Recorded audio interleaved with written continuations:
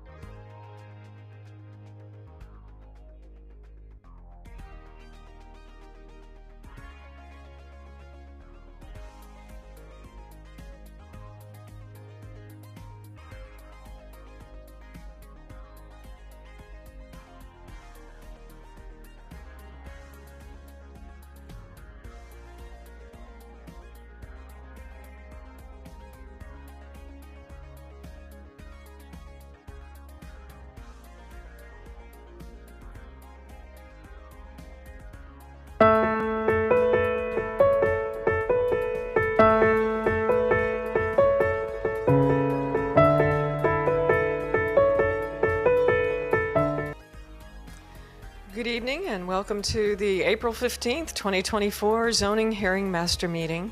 I'm Pamela Jo Hatley and I'll be your Zoning Hearing Master this evening. If you have any devices with you that make noise, would you please silence those at this time? And thank you for that. And before we get started with the meeting, please stand as you're able for the Pledge of Allegiance.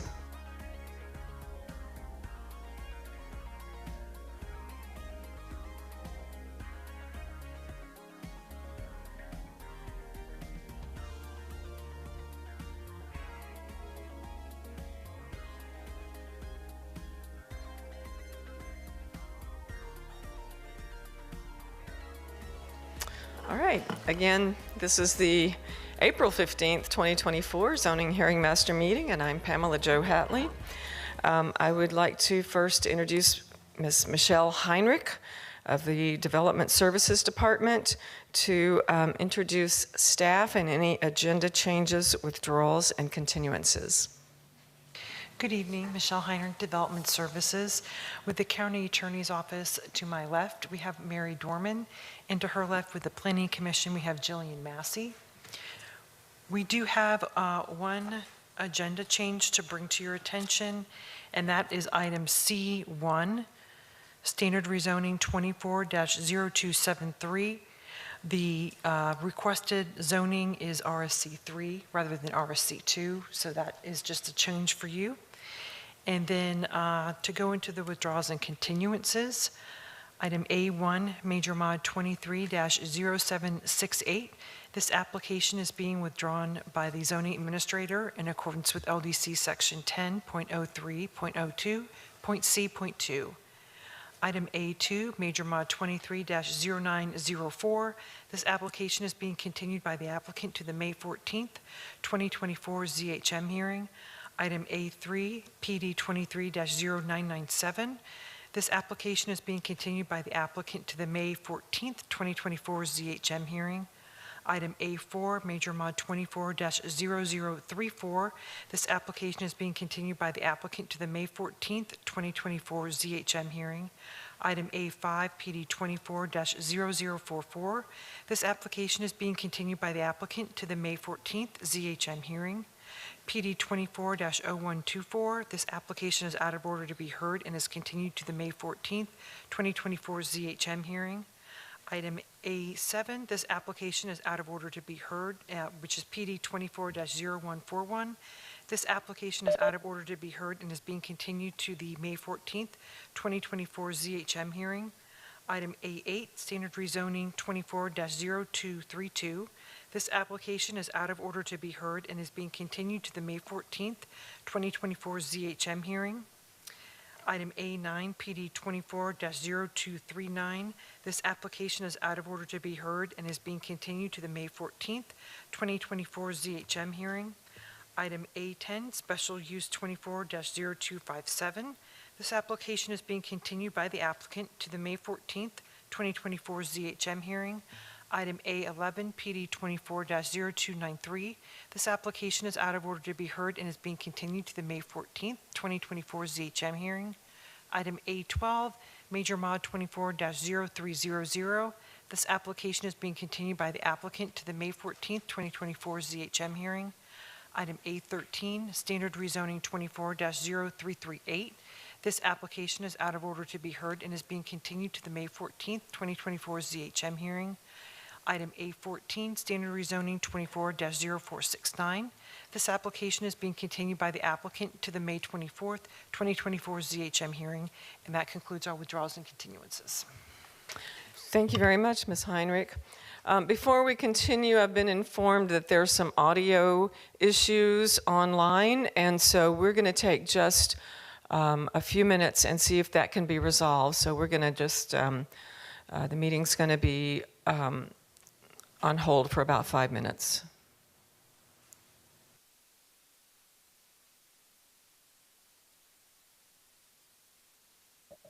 Hello, everyone on WebEx.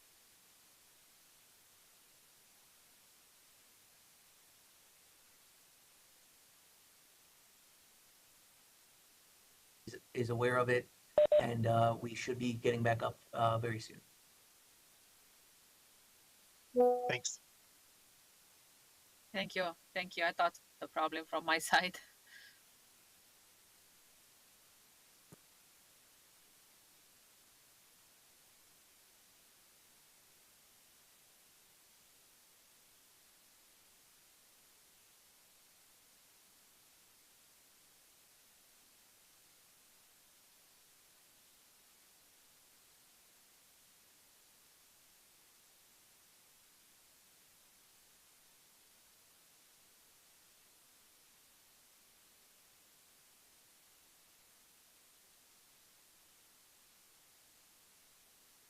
Audio test from WebEx down to the floor.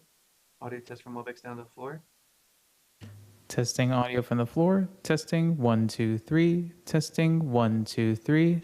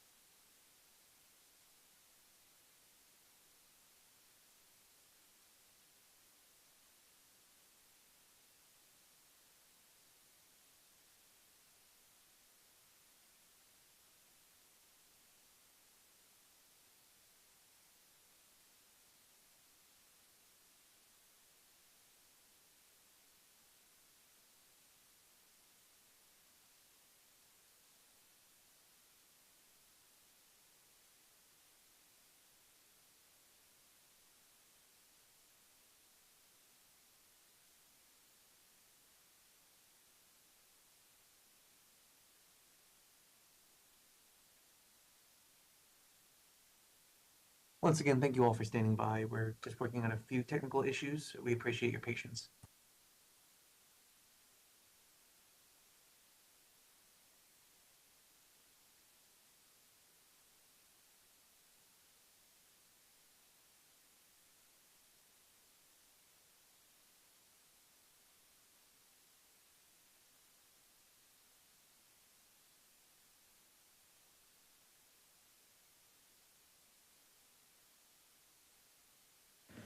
Testing audio from the floor. Testing 1, 2, 3. Testing 1, 2, 3.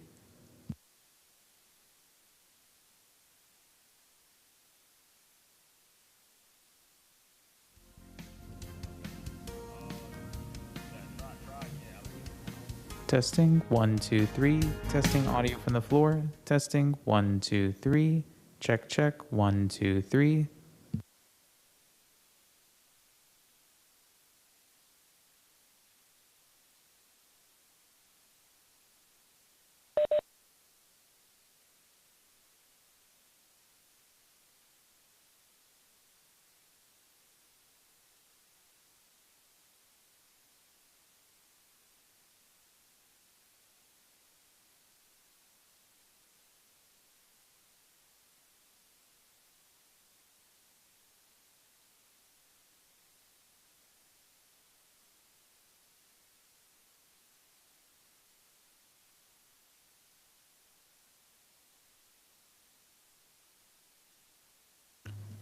Testing audio from the floor. Testing 1, 2, 3. Testing 1, 2, 3.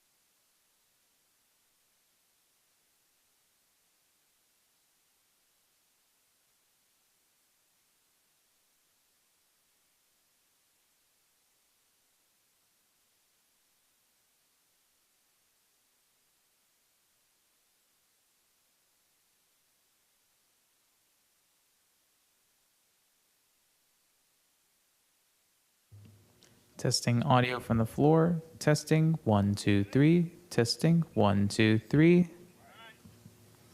Can we?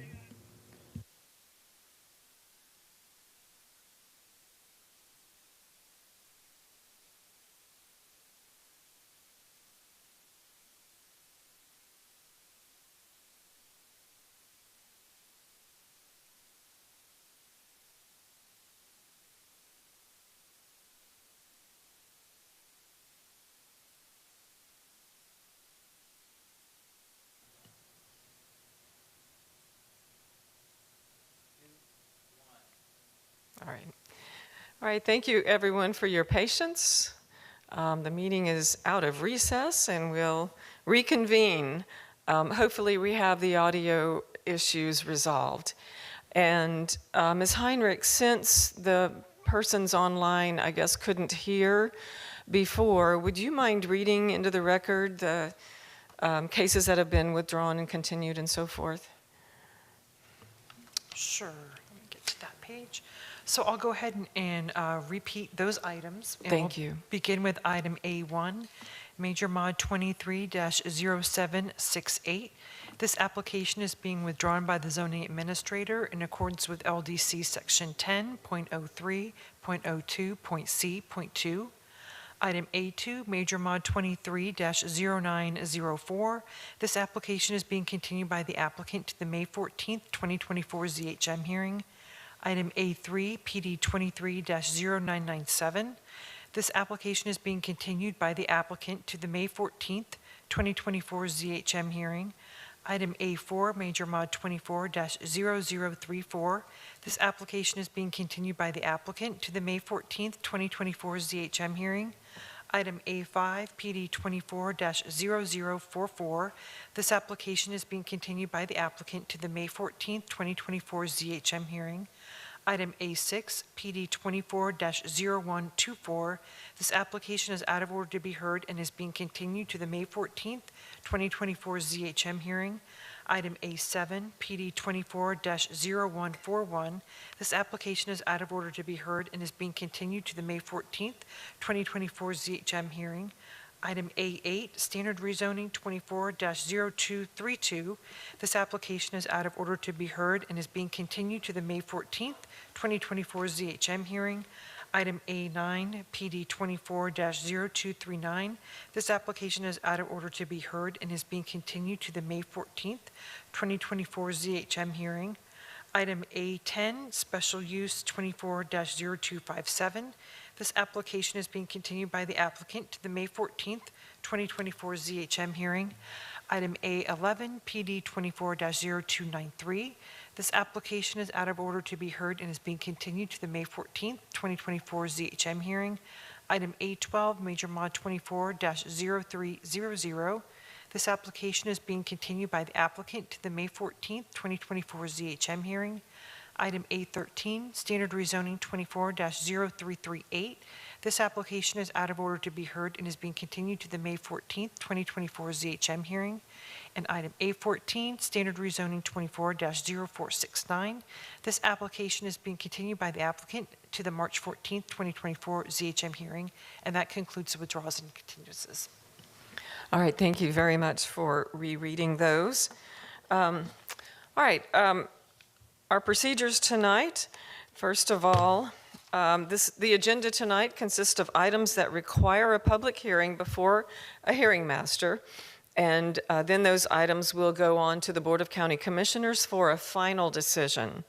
I will conduct a hearing on each item today and will submit a written recommendation to the Board of County Commissioners. My recommendations will be filed with the clerk of the board within 15 working days after the conclusion of today's public hearings. The Board of County Commissioners will consider the record of today's public hearing and my recommendation and will make the final decision on each application at a publicly noticed meeting on a date and time set by the Board of County Commissioners. The hearings today will be informal. I will ask questions related to the scope of direct testimony and may call and question witnesses as I deem appropriate. I will decide all questions of procedure. I will take evidence, but will exclude evidence that is irrelevant, immaterial, or unduly repetitious. Evidence may be presented in written form, and all testimony shall be under oath. Hearsay evidence may be used to supplement or explain other evidence, but shall not be sufficient alone to support a finding of fact unless it would be admissible over objections in a civil court action. The order of presentation for each case will be as follows. First of all, county staff will introduce each item. The applicant and the applicant's witnesses will then have 15 minutes to present the proposal. County Development Services will then have 5 minutes to present findings and recommendations. Planning Commission will have 5 minutes to present findings of compliance or non-compliance with the comprehensive plan. Proponents will have 15 minutes to present arguments in support of the proposal. Then opponents will have 15 minutes to present arguments against the proposal. County staff will then have 5 minutes to present any amended recommendations, and the applicant will have 5 minutes for rebuttal and summation. The 15 minutes that are allotted for proponents or opponents is the total time allotted to any speakers among them. If there are a number of persons who wish to speak on an item, then the 15 minutes will be distributed among those speakers. If there are a number of persons who wish to speak on an item, you may designate a single spokesperson to represent your views. When you come to the microphone to speak, please first state your name and address. This meeting is being recorded, so speak into the microphone so your testimony can be heard and recorded. When you're finished speaking, please see the clerk to my left to sign in for the record. Now we'll hear from the County Attorney's Office, who will state the legal requirements for requesting oral argument at the public hearing where the Board of County Commissioners will make a final decision on each item. Good evening, Mary Dorman from the County Attorney's Office. Tonight's public hearing is the first step of a two-step rezoning process. This hearing is the time for rezoning applicants and interested parties to present evidence and testimony. Any evidence presented tonight will become part of the complete factual record of each application, and no additional evidence can be introduced after the closing of each application. The second step of the rezoning process is a public meeting before the Board of County Commissioners, where the board will make a decision on each application heard tonight. Tonight's applications are scheduled to be heard by the board at its June 11th, 2024 land use meeting, unless a different date is stated by staff. When considering applications, the board will only review the record created at tonight's hearing and the recommendation made by the hearing master for each application. The hearing master will file a recommendation for each application heard tonight on May 6, 2024. The Board of County Commissioners has established a policy that directs which rezoning and major modification applications are to be placed on the consent agenda of the board's land use meeting.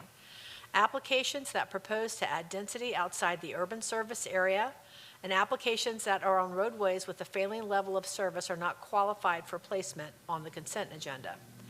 Applications that do not have a consistent recommendation, that do not have consistent recommendations of approval or denial are also not qualified to be placed on the consent agenda. Finally, applications that have had evidence or testimony provided to the record by non-applicant parties of record either prior to or at tonight's public hearing are not qualified for placement on the consent agenda. The board will allow testimony by any party of record at its public meeting to consider the hearing master's recommendation for any item on the regular agenda.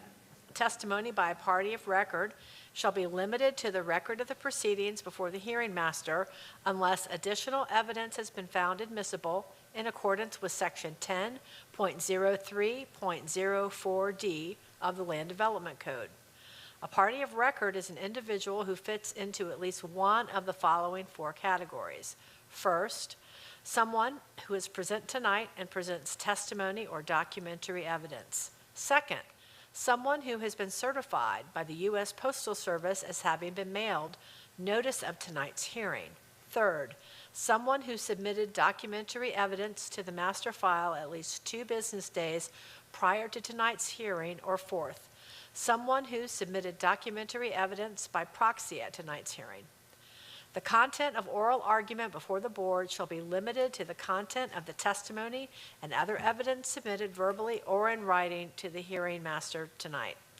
It is the role of the county attorney's office to ensure that only individuals who have met these requirements are allowed to speak before the board, and to ensure that no new evidence or testimony is introduced or allowed at the board's public meeting. For these reasons, please make sure that all information you wish the board to consider at its public meeting is entered into tonight's record. Thank you, Ms. Dorman. All right, all testimony that will be heard tonight must be under oath. So if you are here present in the room or online and you intend to speak tonight, please stand and raise your hand to be sworn in. All right. And those online as well. All right. Do you swear or affirm the testimony you are about to give is the truth, the whole truth, and nothing but the truth? All right. Thank you. Ms. Heinrich, I think we're ready to hear the first case then. Okay, our first case is item C1, standard rezoning 24-0273. The applicant is requesting to rezone property from AS1 to RSC3. Carol Ann Peddle with Development Services will present staff findings after the applicant's presentation.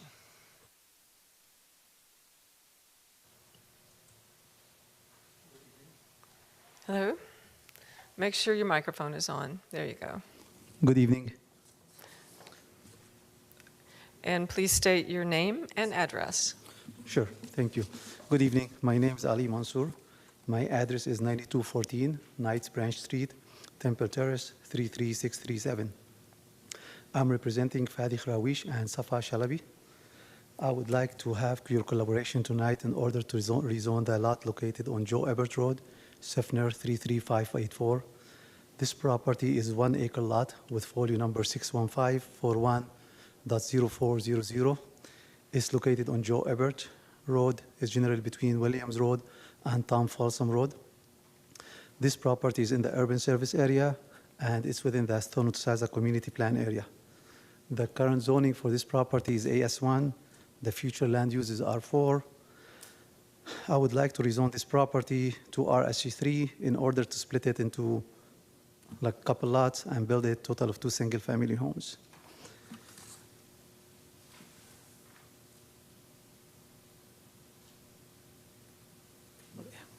This property is, as you can see in the picture, it's surrounded by mostly single-family residential with zoning districts ranging from RSC2, RSC2, RSC6, RSC9, AS1, and couple PDs.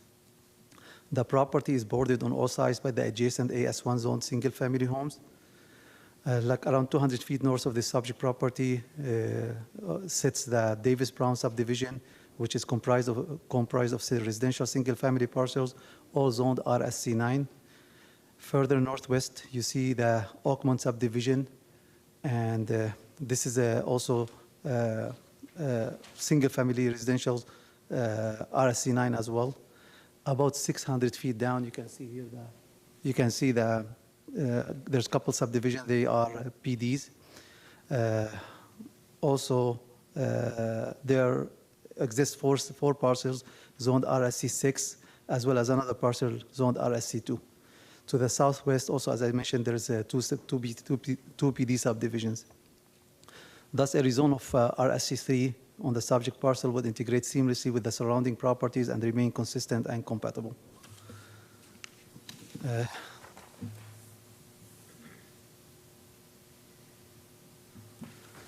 The future land use, as I mentioned earlier, for the parent parcels are as R4, and the current zoning is AS1.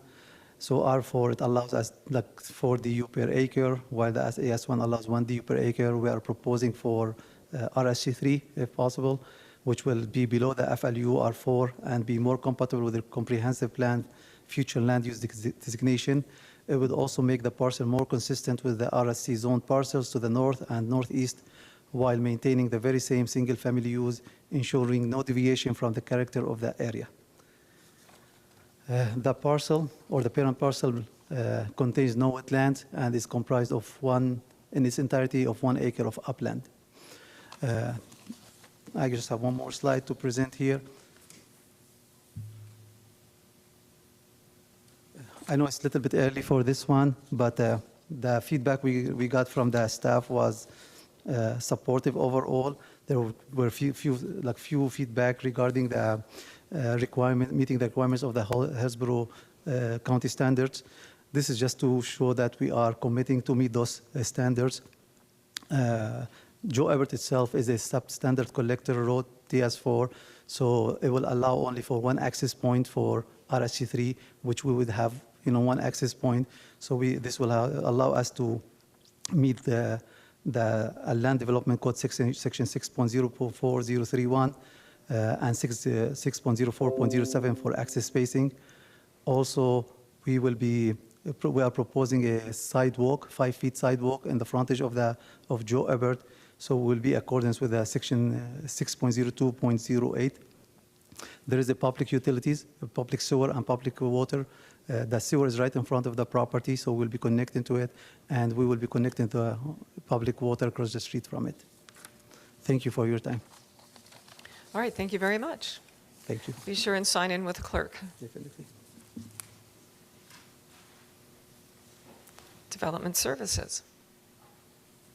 Good evening. Hi. Carol Ann Peddle, Development Services. This is standard rezoning 24-0273. The applicant requests to rezone the property from AS1 to RSC3. The subject property and all adjacent properties have a future land use designation of R4 with a maximum density of 175,000 square feet in a future, my brain is having a moment. Okay, so it's a maximum density of 175,000 square feet and an FAR of 0.25.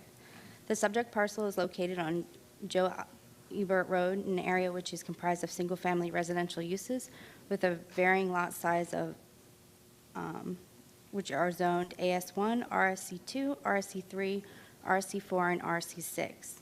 Based on the above consideration, staff finds the proposed RSC3 zoning designation compatible with the existing zoning designations and development pattern in the area. Therefore, staff finds the request approvable. That concludes my report. All right, that's fine. Thank you. Thank you. And Planning Commission. Hi, good evening, Planning Commission staff. This is Jillian Massey. The subject site is located in the Residential 4 Future Land Use Designation. It's in the urban service area and within the limits of the Thona-Tasassa Community Plan. The applicant is seeking a rezoning from AS1 to RSC3 to allow the lot to be split to accommodate a construction of 2 single-family homes on approximately ½ acre each. The proposed rezoning of RSC3 is consistent with the allowable maximum density and allowable uses under its future land use category of Residential 4. The proposal meets the intent of future land use element Objective 16 and its accompanying policies that require new development to be compatible to the surrounding neighborhood. In this case, the surrounding land use pattern is mostly single family, and the proposed residential use will complement the surrounding area. The subject site is within the limits of the Thona-Tasassa Community Plan. The proposal meets the intent of Goal 1 and 2 of the Community Plan. The future growth and development would add value and enhance the quality of life, while also ensuring to maintain the community's unique character and sense of place. The proposal also meets the intent of Goal 4 under the Community Plan. The rezoning will maintain the existing diversity of housing while ensuring that the development is compatible with the existing development nearby. And based on these considerations, Planning Commission staff finds the proposed rezoning is consistent with the unincorporated Hillsborough County Comprehensive Plan. Thank you. Thank you, Ms. Massey. All right, I've been informed that there are still issues apparently online. Could the audio-visual tech I think I understand from you that they can hear the meeting. Is that correct? Okay. Persons online can hear the meeting, but there are persons online who wish to speak, and we're having a problem connecting them. Is that correct? Okay. What we might need to do while the engineers work on this problem is continue this item for later on in the meeting when this issue gets resolved, so we can hear from the public. So that's what we'll do with this item. Applicant, we're going to hear this item tonight, but we have to resolve some issues with online speakers. So we're going to put it into, just continue it until later, and we'll reopen the hearing on this item. Okay. So for now, we're going to move on to the next case. Our next item is item D1, PD 23-0780. The applicant is Tampa 92 LLC, rezoning property zone ASC1 and PD to PD. I've reviewed this for development services and will present staff findings.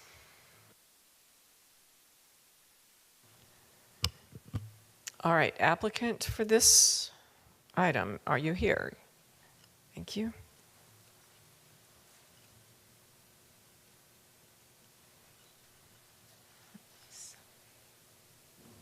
Thank you. Good evening, hearing officer. Todd Pressman, 200 2nd Avenue South, number 451 in St. Petersburg. I'm here with Chris McNeil, who's been the engineer on the project. This is PD 23-0780. This originates from 90-0127, which is an RV dealership and accessory uses located on 77.36 acres. The big picture here is that the several PDs that we've dealt with many, many times are to be combined, adding 2.3 acres, and there's some other smaller, minor detail modifications that I'll go through with you. And up front to know all the agencies are recommending authorities are in support, except for one point, which I will address and modify for you in detail. So we're located out in the Dover area. It's close to McIntosh and I-4, as you can see on the location map. And it is currently under the SMU 6 category, which is an intensive category course. The longtime user is General RV.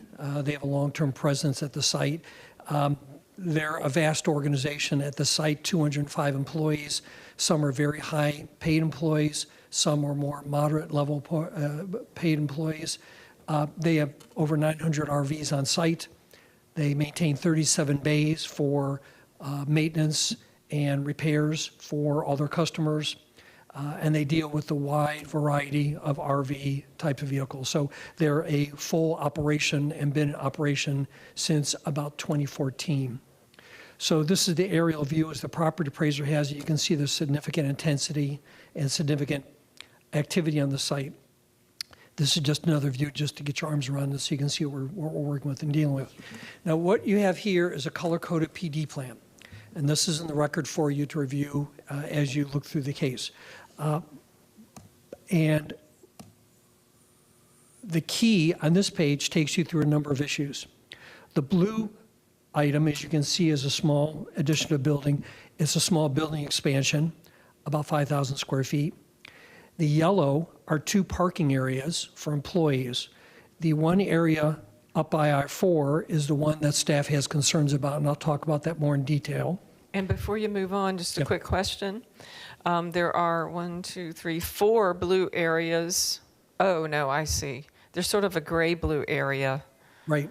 New building expansion. So are those retention ponds or are those? Yeah, those are potential new modified stormwater areas, yes. Okay, and so then the different colored blue area, that's the expansion of the building, is that correct? Okay, thank you. Yes. So I wanted to present this to you so you have a breadth of what's being brought forward, so you'll be able to review it in detail if you choose, which I'm sure you will. And then highlighting the one yellow park area that's further up by I-4, which I'm going to review with you in detail. And that's this area here. That's the one issue of discussion from the staff's that we've looked closely at and we have modified for you tonight. So this is a very zoomed in close-up of that one area, which is proposed for employee parking only. There's a PD variation for that. And this is a photo of that area. You see there's a 6-foot opaque fence. You see there's a good amount of existing forestation and roughly showing you where the employee parking would be proposed. So this is a schematic starting from the left, which is where the residential would be further on the other side of the fence. There would be a 6-foot high opaque fence. There would then be a row of shade trees at 15 feet on center. Now we've increased that to 15 feet on center, so we had a stronger screening along with the existing forestation that you saw. And then there is a concrete sidewalk. So from the edge of pavement where the employee parking would be on the right to the property line is 17.5 feet. Now this is a modification because when I got the staff reports, Ms. Heinrich is always great to work with, the staff's always great to work with. We were previously proposing 15 feet, but Mr. McNeil put pencil to paper and we were to etch out 2.5 more feet. So we are proposing tonight 17.5 foot buffer where 20 feet is required in the manner of the schematic that's being presented to you. Any questions on this? Yes. Why is the variation necessary? Next frame, if I may move forward. To add one point before that, which I think is important, is that Development Services notes that the homes are located 35 to 50 feet from the common property line and are oriented away from the employee parking. And of course, employee parking is very infrequently used, very little activity, it's just employees coming and going. Now to answer your question, what I wanted to show you on the aerial is that this is a very integrated site. So what you have at the bottom of the slide is the area of proposed employee parking. Right behind that is the customer service and night drop-off or service overflow, because the RV service drop, as you can see, comes in specifically at that intake point. So as I indicated, they have 900 bays here. So this has always been the dedicated place where a lot of vehicles and large vehicles like RVs are pulling in, waiting in line, and they get organized for service. They take orders, they inspect the vehicles, and then they move them in. So it's a very dedicated site in regard to a large structure that is taking the vehicles in for maintenance and repair, as well as an area next to it that is very well used for customer overflow for the same purposes and for night drop-off. So it's a stacking up of uses on a very integrated site. So as we looked at the site and where the employee parking has to be for where employees are working, to be in a reasonable distance or in an area that is conducive towards it, we are backed up on main integral uses of the site. So that left us where 20 feet was required at 17.5. We felt with that we met the spirit of what that code section is, particularly with the added landscaping, with the existing forestation, and with the residential homes oriented away. I think what's also important with that is that we have sent out 7 separate public notices for a total of 469 notice letters by certified mail, 7 public or 7 large yellow posted signs. And we have, as of this morning, when I checked the record, there was not a single communication of concern or opposition from anyone in the neighborhood. I will tell you that, as you can imagine with the site, this nature as it's morphed over the years, we've been through quite a number of modifications. And the general RV folks maintain a really good relationship with the abutting residents. And we've always had a very good, positive ability to move forward with these kind of requests. So I would suggest to you that clearly those residents who are closest have been noticed multiple times, as well as publicly noticed by the RGL signs, and we have no feedback from them. All right, let's back up. Make sure I understand what you're requesting. Okay. So if you could back up and show me that aerial again. Yep. That has the area in yellow highlight, I guess, where the proposed parking is. Oh, there we go. I did it. I think this slide you want? Go back another 2 slides, I think. One more. Well, let's start there. Okay, so I'm looking at the overhead. That's in the staff report. When I say the overhead, the aerial view that is in the staff report. That's what I'm looking at. It's an aerial view. Looks like it's pulled from the property appraiser's website, maybe. Is this what you're looking for? Yeah. So Okay. I'm looking at that. Yep. Where on that is this proposed parking? Is it in the north so that it abuts that subdivision to the south? Yes. So the yellow line, well, actually, Yeah. I'll show you what's much better for you. Is it There- just? There we are. That's it. Okay. So That's is there. it just that yellow line? Yes. And so it doesn't go all the way across the property No. boundary there, just that yellow line. Correct. And that area abuts, it looks like 2 or 3, really. It would be 2 homes. It's, as I understand it, it's 2 homes on the cul-de-sac. Okay. And then that other property, is that not a residential lot as well? Oh, to the right? Mm-hmm. Yeah, it actually does come over a bit. So yes, correct. So yeah, I stand corrected on that, Okay. yes. So just 2 lots and then maybe a portion of another lot. Yes, correct. Okay. And then what the code requires is for you to have a 20-foot wide buffer. Is that correct? That's correct. And you are requesting a 17.5-foot buffer. That's correct. And within that buffer, there will be, under this illustration, a sidewalk. Yes. And then some landscaping.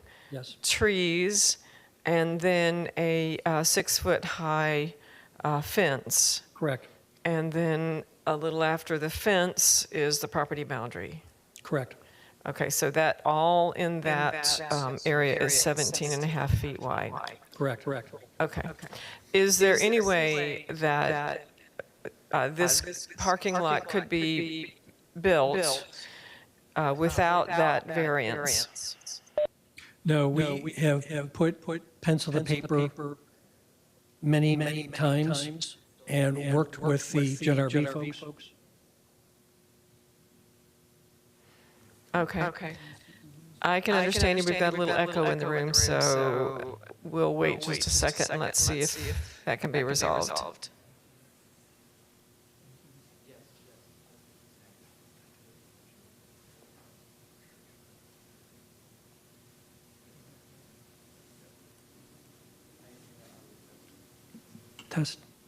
Test. I think we're good. Okay, thank Okay. you. Want to continue then? You're in charge. Is that the only variance that you're requesting? Yes. So really, the variance is about 2.5 feet. Is that right? 2.5 feet. We're at just the one. There's one more down the side. No, there is a second one. What is the second one? Oh, yeah, there is a second one. I'm sorry. There is a second one.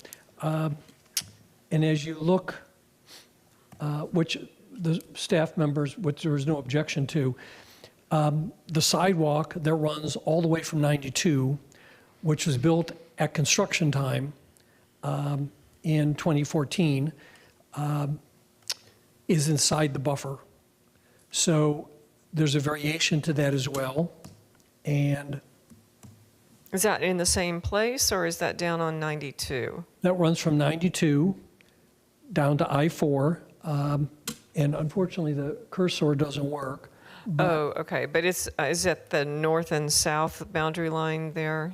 Yes, that's adjacent the to residential. Yes, next to residential, correct, yes. Okay. So it's the variation for the buffer, Chris, correct, for the sidewalk. All right, we need your testimony on the record. If your witness needs to speak, have them come on up if they need to clarify some things. Anything? No, I think we're good, thank you. Okay, so that, as I'm looking at the item you have up on the screen then, there's a sidewalk along that, I guess it would be the east property boundary adjacent to the subdivision? Correct. Okay, so what is the variance being requested there? Variance is to allow sidewalk in that buffer, which of course is bisected by a driveway, and then there's a buffer on the other side of the driveway. And it's been present since the construction of the site. It's been that way since the construction of the site. So Correct. why is there a variance being requested at this time for that? Because quite frankly, the staff picked it up at this cycle. We weren't aware of it, but the staff, being very dutiful and looking at details of plans, flagged it, and we wanted to go ahead and include it at this hearing, which again, there is no objection to that sidewalk being in the buffer. Okay. All right. And is there anything else? Nope. That's it. Thank you. All right. Thank you, Mr. Pressman. Be sure and sign in.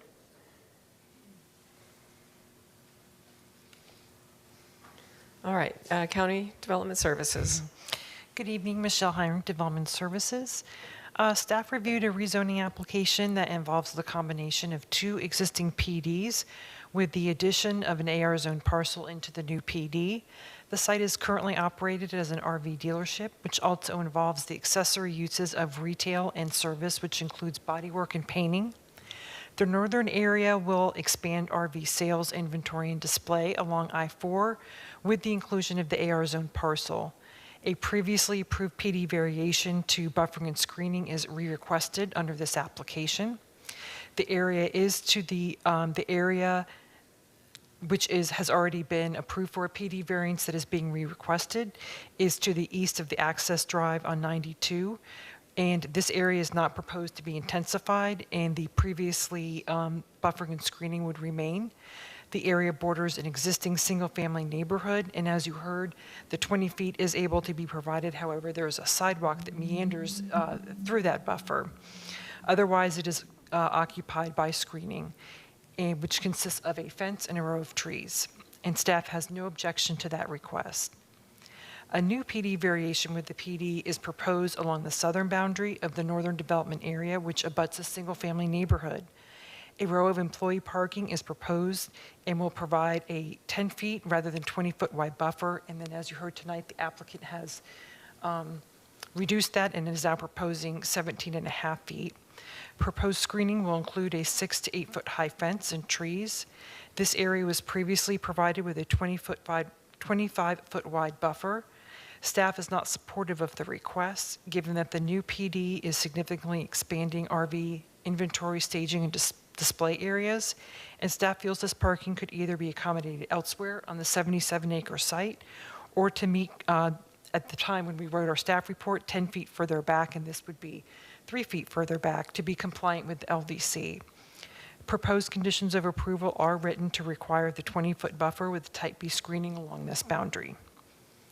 The central and western existing PD will provide additional service center square footage and expansion of the RV display, inventory, and staging area to the west boundary and 30 feet from the southern boundary. The new PD proposes no changes to the previously required hours of operation, lighting, and noise conditions. Staff found the request to be compatible and received no objections from reviewing agencies. Therefore, staff recommends approval subject to proposed conditions of approval. Thank you. Okay, Ms. Heinrich, I had just a couple of questions, and it occurred to me, and I should have asked the applicant this, but it occurred to me that the 17.5-foot buffer that was described in the applicant's presentation, that also includes the sidewalk within the buffer, doesn't it? Correct. Okay, so is that an additional variance? It would be all part of the same variance. Because the sidewalk meanders, it was difficult for us to pinpoint an exact distance. So instead, it was phrased to be, a 2010, 17.5-foot wide buffer, with the only thing being allowed in there was the existing sidewalk and screening. Okay. Thank you for that. And also, I should have asked the applicant this question, but the additional 2 or 2.3 acres, where exactly is that on the site? Is that up at the north on the east, or? It's at the northeastern point. Okay, I see. Along I-4. It's a small parcel right there along I-4. All right, that's what I thought. Thank you for that. That's all the questions I have for you. All right, Planning Commission? Jillian Massey with Planning Commission staff. The subject site has approximately 59.9 acres located within the suburban mixed-use 6 future land use designation and approximately 17.5 acres in the residential 2 future land use designation. The site's in the rural area and it's not in the limits of a community plan boundary. Each of the proposed uses and the proposed floor area ratio for the project is allowable for consideration under each of the site's designated future land use categories. The requested buffer variation would not be in line with policy direction outlined in the future land use element policy 16.1, as the purpose of the required buffering and screening is to mitigate for the proposed employee parking in this area. Planning Commission staff are not supportive of the waiver request, as it would result in employee parking being located directly adjacent to single-family homes to the south of the subject site. The proposed parking reconfiguration and variation is too intense for the residential character of the surrounding area to the south and does not provide adequate transition of intensity and land uses throughout the area. Therefore, the condition of approval that's been added specifically outlines the buffering and screening requirement required by the Land Development Code, and that's outlined in condition of approval number 10B. And it's important to note that Planning Commission staff's finding of consistency of this case is dependent on this condition of approval to ensure compatibility with the residential properties to the south. The site does not meet commercial locational criteria as outlined in future land use element objective 22. The applicant has submitted a waiver request and Planning Commission staff has reviewed that request.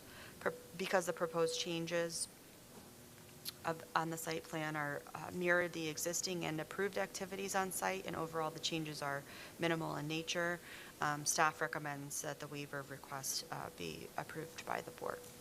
And based on these considerations, Planning Commission staff finds that the proposed plan development is consistent with the unincorporated county Hillsborough County Comprehensive Plan, subject to the conditions proposed by the Development Services Department, including but not limited to conditions of approval number 10B relating to the buffering and screening requirement required along the southern boundary adjacent to the employee parking. Thank you. All right, thank you. Do we know whether we have the issue worked out online for if there are any speakers online?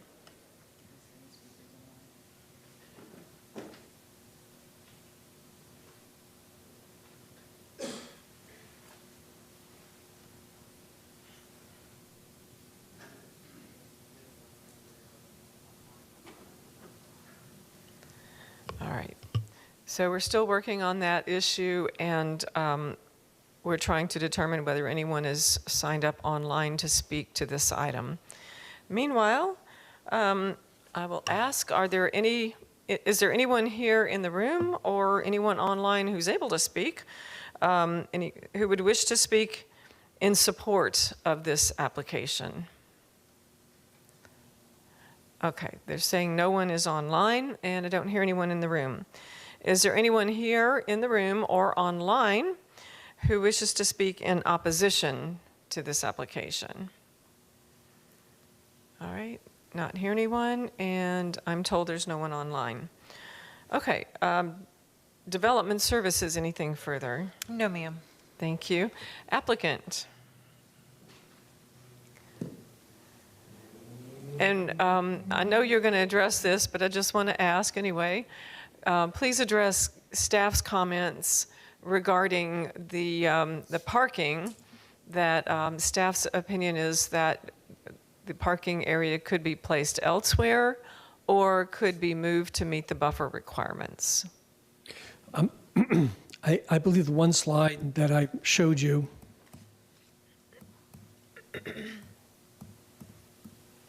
which would be this slide. The one element I would add, beyond having to deal every day with hundreds of large vehicles that require large areas for maneuvering, coming in for a lot of different directions, that this area here is a very busy area and requires a lot of room. What's there now is the minimum to be able to functionally be able to move these vehicles to where they need to go in a reasonable and considerable manner and safe manner. Well, can I ask you just this picture right here that you're displaying on the screen, where exactly is that in the site plan? It's kind of hard to tell. That is this area here. Okay. So the yellow strip is noted as employee parking only. And when you go back to that slide,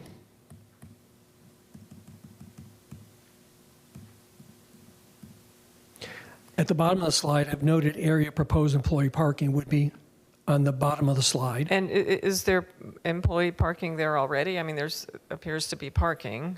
No, that's general parking. That's not employee. It's not designated employee parking.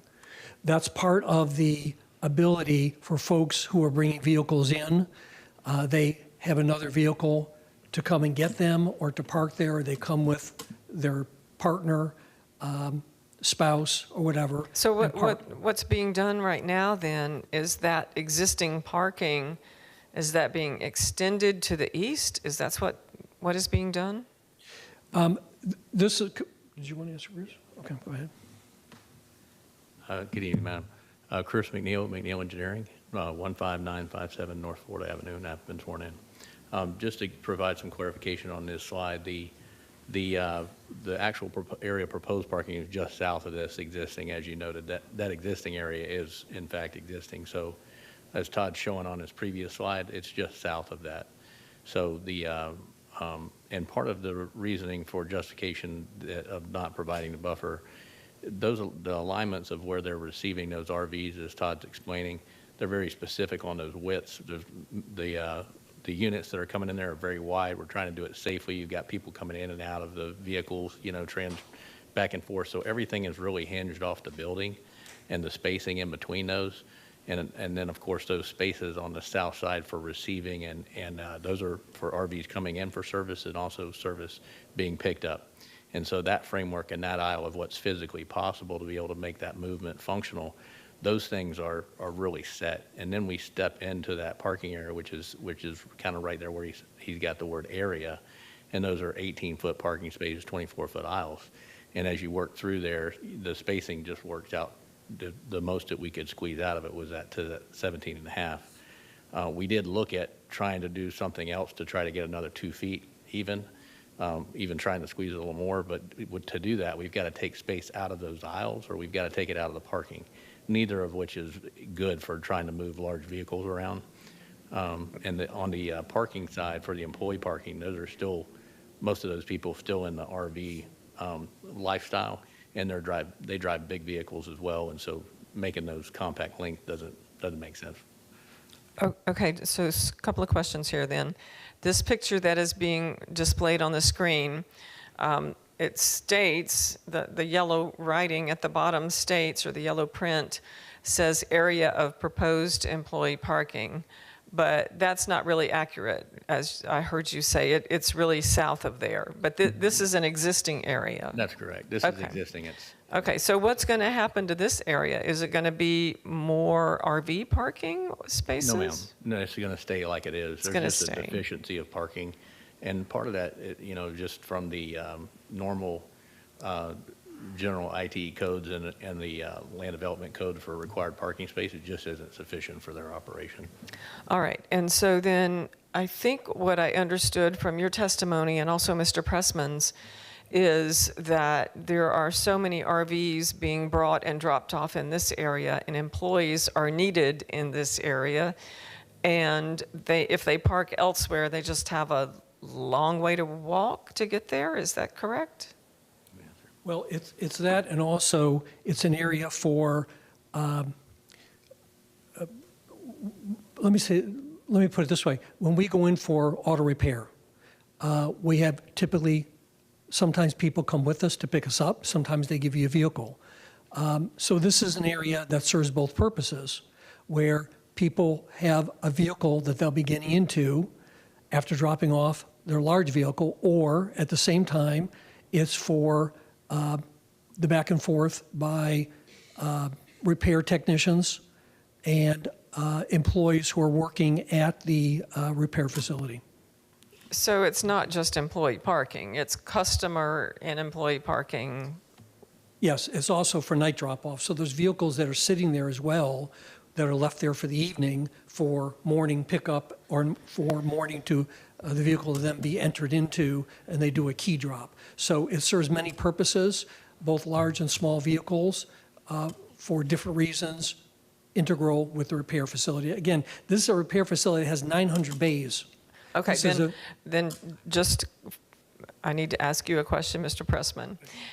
Then, in your opinion, knowing what you know of your client's operation and their needs, there is this additional parking that is necessary for their operation. Is that correct? That's absolutely correct, yes. Okay.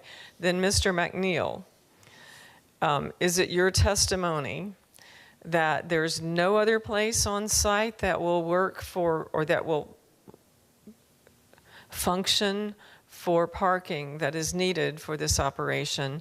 That's one question. Is there no other place on site that would be functionable for this? I would say no other area that would not be in a buffer. I mean, there's other buffer areas that we could look at. This is closest to the proximity where the employees would be working. It would be safe for them to get there. All right, so it would still be in a buffer and it would still require a variance. Yes, ma'am. Okay. And then finally, and I think you said this, but is it your opinion that all things considered, this 17.5-foot buffer is all you can squeeze out of it? You can't get to 20 feet? Is that correct? Yes, ma'am, I believe it is. We started at 15. I thought that was all we could get, but we were able to find a couple more feet, so okay. Try to split the difference and hopefully. Okay, thank you.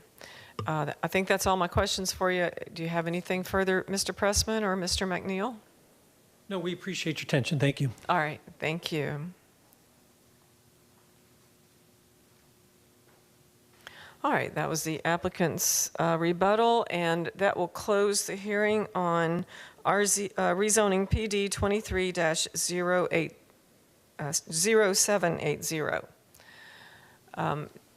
Do we have those online issues resolved yet?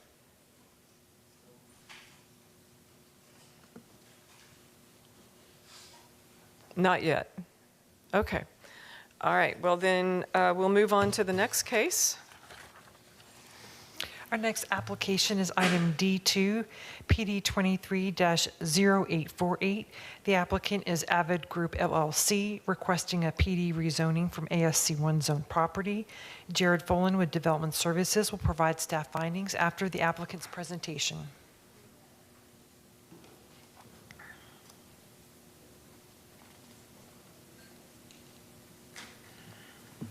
Good evening. I was not here at the beginning of the meeting, so I have not been sworn in yet. All right. Would you raise your hand, please, to be sworn in?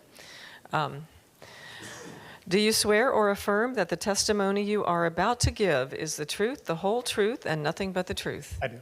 All right. Thank you. We need your name and address.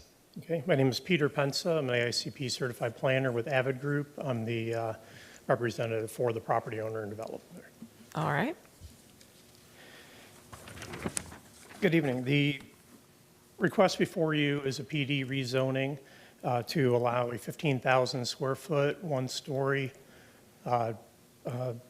building for commercial intensive use to allow warehouse distribution, warehousing, and/or contractor's office with indoor-only storage. As you saw in the staff report, all county departments have found that the application is consistent and approvable as proposed. We are not asking for any variations or deviations. We do have a design exception related to the substandard road, and transportation staff has approved the alternative standard for doing improvements on the site. I'll show that in a minute. You do see in the staff report, and you're going to hear from the Planning Commission, that they found that these land uses are consistent with the code. However, they are recommending denial, saying that it's incompatible with the area based on that it's the use is not consistent with a existing residential neighborhood development pattern. And what I'm going to show to you is that it's not, and what we've done above and beyond what's required by code to address that.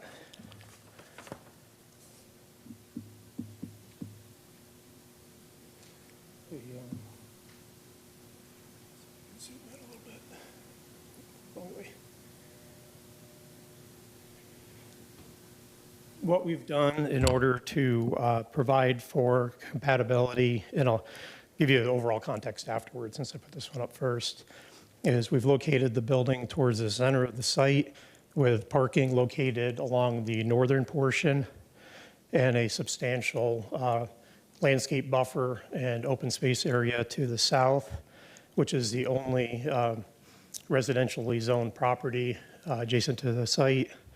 There is a single-family residence on one lot and a mobile home on another lot to the south. Not only are we not asking for any deviations or waivers, but we're actually proposing an enhanced landscape buffer in that area. We've increased it from the 20-foot type B that would normally be required to a 30-foot type C with an 8-foot masonry wall. And we proposed that with staff. They've written that into the conditions as well.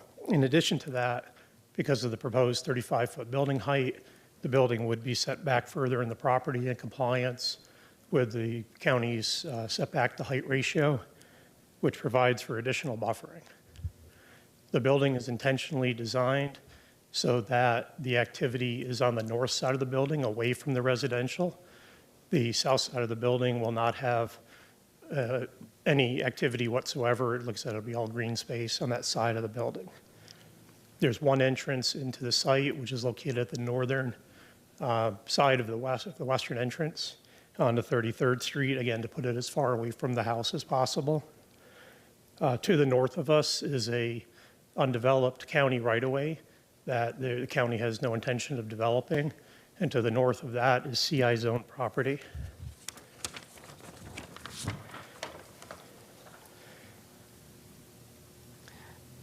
I'm sorry. I'm looking at it's the zoning map actually in the staff report and also your display on the screen. And you said that the property to the north is county right-of-way? Yes, there's a county right-of-way located right here. Okay. It doesn't seem to show up on the parcel lines on the property appraiser's website unless that's... How wide is it? It's, I believe, it was 66 feet, if I recall. Okay. It was, if I remember right, I think it was platted originally as a 50-foot right-of-way, and then additional right-of-way has been dedicated over time. It's a very old plat. Okay. We did provide a copy of the survey to the county, which the surveyor picked up that there was right-of-way there. Okay, and that property is, I'm sorry, it's zoned commercial intensive, CI? Yes, the property, the next two parcels to the north are both commercial intensive. Okay, and then the property to the south, it's RS, no, the zoning. What's the zoning on the property to the south? Let's see if I can read it. I forgot my reading glasses. Okay, okay. I'm sure it's in the staff report. I'm just not seeing it myself. RSC. Oh, that was right. Apologize. I see. RSC 6. Got it. Okay. And then the use right now looks like it's a mobile home, at least on one of the parcels.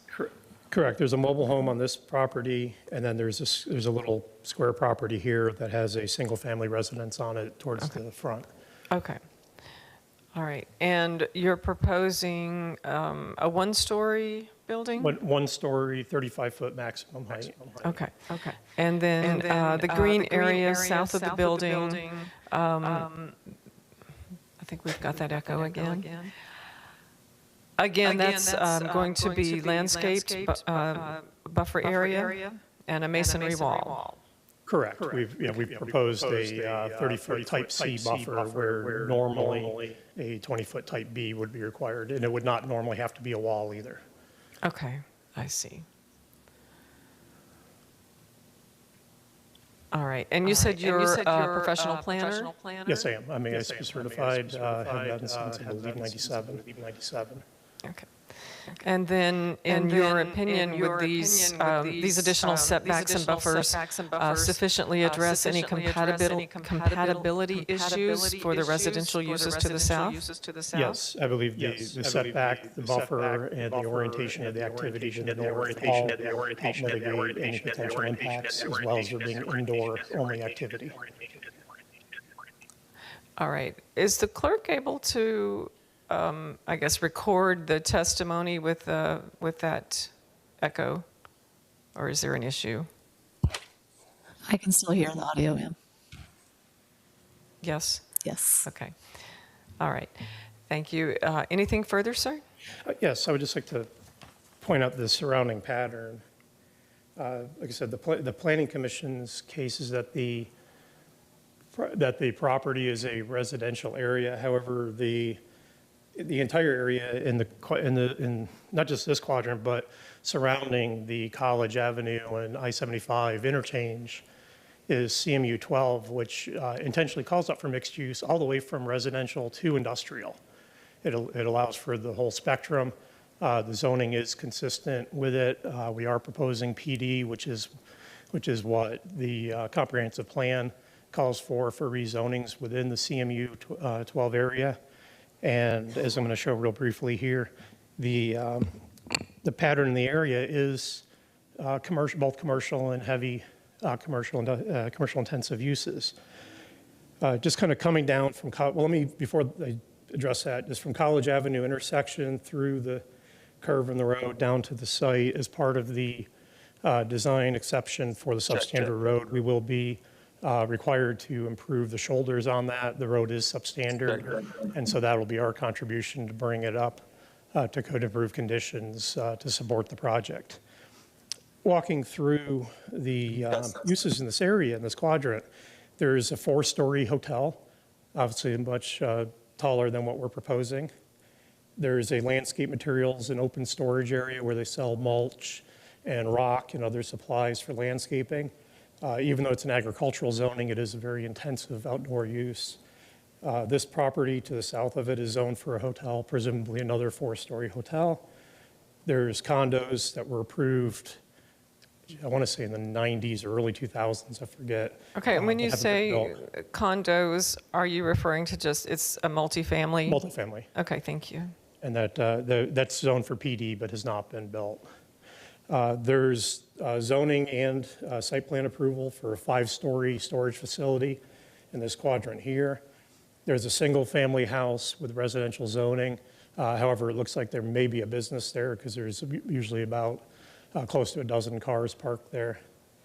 There's CI zone property here, CI zone property here, and then our site, and then we've talked about the neighboring property to the south already. So you can see at this quadrant, close to the College Avenue intersection, there are intensive uses, either constructed or permitted to be built on those, or allowed to be built on those properties. So we are compatible with that. With the restrictions that we're proposing, we're providing for transition down from what's allowed on the commercial intensive. There's a significant range of heavy commercial uses. I won't go through the list for the sake of time, but you're familiar with what those uses are, some of which are much more intensive, including outdoor activities that could go on that property. The CI zoning would allow 0.3 FAR. We're proposing 0.14 with our limitation of 15,000 square foot. We're limiting the height to 35 feet when CI zoning would allow 50 foot. And we've talked about the orientation and the buffering already. So we feel that all of these things contribute to not only a logical development pattern, but a transition from the current zoning in the area down to the more residential character of the south. And there's not a defined neighborhood as you go south. It's a mixture of various different housing types, lot sizes. There's not a large planned development pattern within that you would normally think of as a residential neighborhood. And with that, I'm here to answer any questions you may have. Are you familiar with any opposition, any neighbors in opposition, or did you have any neighborhood meetings about this? We did not have any neighborhood meetings. We did have, because of the substandard road, we did have, I believe it was 5 months of continuances. So public notice has been posted on the property for many, many months, since last year. And as of, I think Friday at the end of the day was last time I checked. I forgot to check it today, but there had been no contact reported on optics. Thank you. So no one has contacted you directly, and you know of nothing that's been submitted on optics? Nobody's contacted me. All right. All right. That's all the questions I have for you. Anything further? That's all I have. Okay. And I'll leave copies of these for the clerk. Please, and be sure and sign in. Thank you. Madam Hearing Master, can you hear me? Was it someone online? I heard someone speaking. Can you hear me? All right, we're not, if it's public comment, someone speaking online, we're not calling for public comment just yet, but I can hear someone speaking online. We just wanted to let you know our online is working again. Oh, okay, that's an audio engineer. Okay, I can hear you. Excellent, thank you. Our online is working again, and the public commenter that was on for C1 has disconnected. All right, can't hear you very loud, but I can hear something. All right, thank you. We'll go to Development Services then.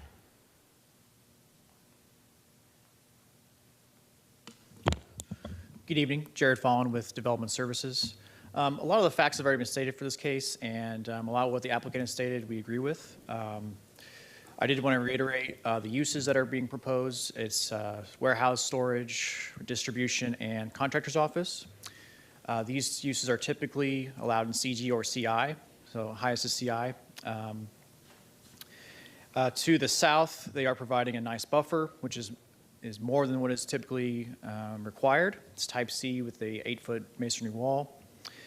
For the building, they do have it located near the center. They have the loading docks for the trucks oriented towards the east, towards 33rd Street. And then they have the highway to the east. Or did I say the right one? West? Okay. Highways to the east. And then, so yeah, we have no issues with this proposal. We find it compatible and recommend approval. All right, thank you very much. Thank you. Planning Commission? Jillian Massey with Planning Commission staff. The subject site's located in the Community Mixed Use 12 Future Land Use Designation. It's in the urban service area and within the limits of the Ruskin Community Plan and the South Shore Area-Wide Systems Plan. The proposed warehousing uses, wholesale distribution, and/or contractor's office are not compatible with the existing single-family residential character of the area. Further north along College Avenue, a state arterial road is an existing nearby area that is appropriate for light industrial and commercial uses. Although in the Community Mixed Use 12 description, these uses are able to be considered, it does not meet the intent of the neighborhood protection policies outlined under the future land use objective 16. Policy 16.1 requires development in residential areas to be limited to a neighborhood scale. Policy 16.5 requires that higher intensity non-residential land uses are adjacent to established neighborhoods shall be restricted to collectors and arterials. The proposed use would be adjacent to an established residential use to the north and south of the site and is proposing access off a local road, 33rd Street Southeast. While the site is adjacent to the interstate on the east, there's no opportunity for roadway access except for this local road. The proposed does not meet the intent of policy 16.5 as the proposed uses would be on a site that is not external to residential neighborhoods in an arterial or collector. Also, the subject site does not meet the intent of the Ruskin Community Plan. While the plan direction does not require all non-residential uses to locate on College Avenue, adopted language supports the location of commercial and office uses along College Avenue from the intersection of 21st Street to the eastern boundary of the community plan area. College Avenue has been identified as an appropriate location for commercial and office uses. And the proposed warehousing, wholesale distribution, and contractor office are not within this area and also located in an area that presents significant compatibility concerns. The community plan also promotes commercial development at a scale and design that reflects the character of the community. The majority of the immediately surrounding the site is residential or vacant land. And based on this, the subject site also does not meet the intent of the South Shore Area-Wide System Plan that recognizes the preferred land development pattern of each of its community plans. And based on these considerations, Planning Commission staff found that the plan development is inconsistent with the comprehensive plan. All right, thank you very much. Okay, I am told that hopefully the online issues are resolved. So we'll go to the public. Is there anyone here or online who wishes to speak in support of this application? All right, I don't hear anyone here. Is there anyone here or online who wishes to speak in opposition to this application? Okay, please come forward, those here in the room. And we'll go to, if there's any online speakers, we'll go to you next. Be sure and one at a time, you can speak into the microphone and state your name and address, please. Hi, my name is Zaira Chavez. I live on 1106 33rd Street Southeast, which is the resident right next to this proposed development. Our concerns are obviously the road safety, increasing the flow of traffic. I don't think that the area is developed for higher traffic or big semis for a warehouse to come in. The exit through the intersection is around the corner through where the hotel is. That's the only exit to access the interstate. If there would be any distribution center there, the big rigs will obviously block, which would cause traffic to go around all the way around the other. There's no access to the interstate on the other side of our street. There's 2 curves on the road as well, which I would think potentially lead to some accidents, which there are some already accidents that are caused right off of College Street. That little intersection, for whatever reason, there's always major accidents on that area. Again, the roads are not suited. The ditches are everything on that road is broken. We are 3 homes that are close to the area. My neighbor has a private road that leads to the back of the trailer, which is a private road that I believe maybe people, which it's next to my home, so maybe I believe people might confuse that as a public road and have access to the property behind my neighbor. He's an older gentleman. He's in his late 70s, so he's not here at this time to speak. Where exactly is your property in relationship to right this? Next to it. Okay. I'm the home in the On front. the south? Right, so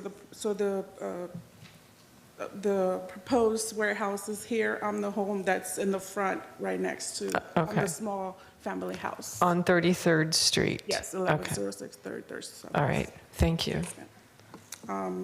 Also, it will impact obviously our property taxes from going from residential to commercial area. On that, for us, that would also be an impact for my family. All right, so your main concerns are the roads, big trucks using the road, traffic, and taxes potentially. And my window is right next to us. I mean, I know it's a height, I think he said 35 foot. I mean, I can imagine opening my door and having somebody peek to my bedroom window. So. All right. All right. Anything further? All right. Thank you. Be sure and sign in with the clerk here. All right. Next speaker.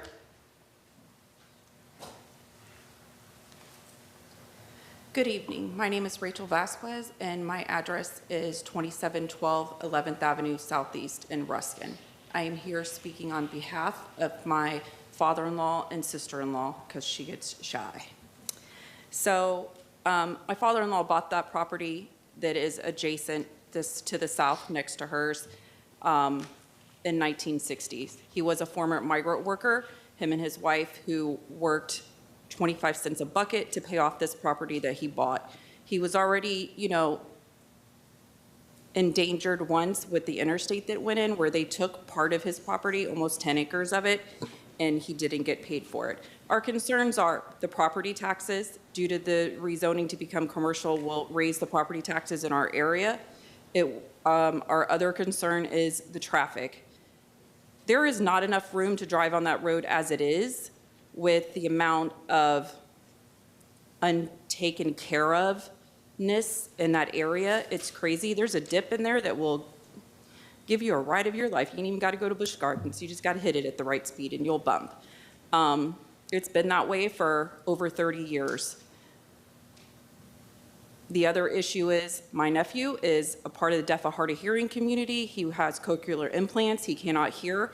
Due to the traffic that comes down that road now, due to them cutting off your access from 674 at the turn lane, we now have to go all the way down to the red light at Racetrack, make a U-turn to access 33rd Street, or we have to go all the way down to 27th Street, make a left, and then go all the way around to the home now. So there's only 2 ways in, and both of them are not really convenient or accessible now due to the change that they did on 674. So with that being said, our traffic increase already due to that change on 674 is immensely more cars coming in. No one follows the speed limit at any all. I almost got rear-ended the other day turning in there because someone was doing 70 miles an hour down the road. It's not safe for him to be outside. It's not safe because he can't hear the cars blowing the horns at you. He can't hear it. It's just plain and obvious. We don't let him outside anymore. Those are some of our concerns. The type of people that could be working there is a concern due to him being a teenager. We don't know who's going to work in that warehouse, in that building. Are there going to be some screenings that's going to be occurred so there's no sexual predators that work there? You can't guarantee that. So okay. Let me just ask you, the property that your father owns is that the property that is adjacent to and just south of the tiny single-family home. It's right next door to that one. Okay. Does he have a single-family home on his property? He has a mobile home on the property. Is that the one up front near? It is next. No, it would be the one on the left. Oh, right, on the south. On the south? Right, south, yes. Okay. Are there 2 structures on that property? I'm looking at an aerial view. There's a shed that she just recently purchased. This is my sister-in-law. There's a shed she needs to wait her turn. Okay, thank you. So there's a shed. That's what I'm seeing. Okay. It's her she shed. All right, thank you. All right. So your main concerns then really are related to also roads, traffic, taxes, safety, privacy issues. Follow-up question. Who's going to be currently right now, everyone that lives on that road either has a well and a septic tank. No one has water from the county or sewage from the county. How is that warehouse going to affect our well and our septic tank issues that we currently have there? Will those something that will have to be upgraded or done? And then who is going to incur the cost for that? That's not something we can incur the cost for. All right. And I'll ask the applicant to address that. I'm not going to answer that question for you, okay? Okay. Anything further? I don't think so. Do you have anything? All right, and I would like for the next speaker to come up as well, please. Thank you.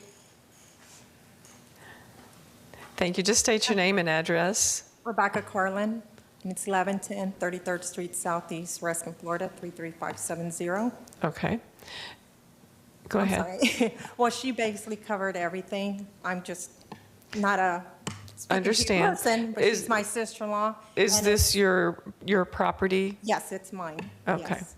And this is the property that's just south of the subject property where the warehouse is proposed? Of the one that just spoke. So Okay. I'm the second house south of her. Yes. I see. Thank you. Are your concerns basically the same, the roadways? The same, yes. Okay. Yes, the roads, taxes, water, sewage. I mean, the roads are not the greatest. Okay. Yes. Thank you. Anything further? No, she basically covered everything. Okay. Thank you. All right. Oh, I'm sorry. And nobody has not met with us or approached us for anything of this property that wants to be rezoned. All right. No public meetings. All right. Thank you. All right. Is there anyone else in the room who wishes to speak in opposition to this application? And I don't hear anyone. Is there anyone online who wishes to speak in opposition to this application?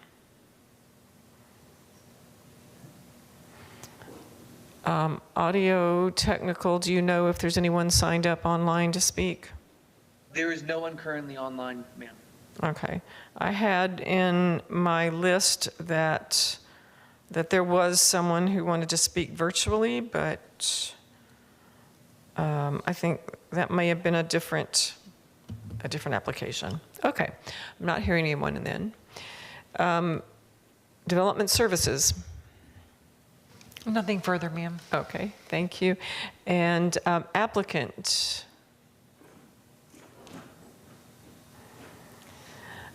In your comments, could you please address the concerns about the roadway improvements for the substandard road?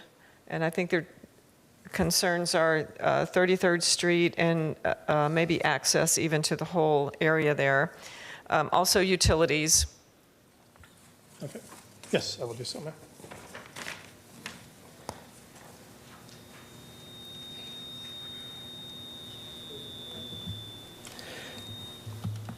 Getting feedback again.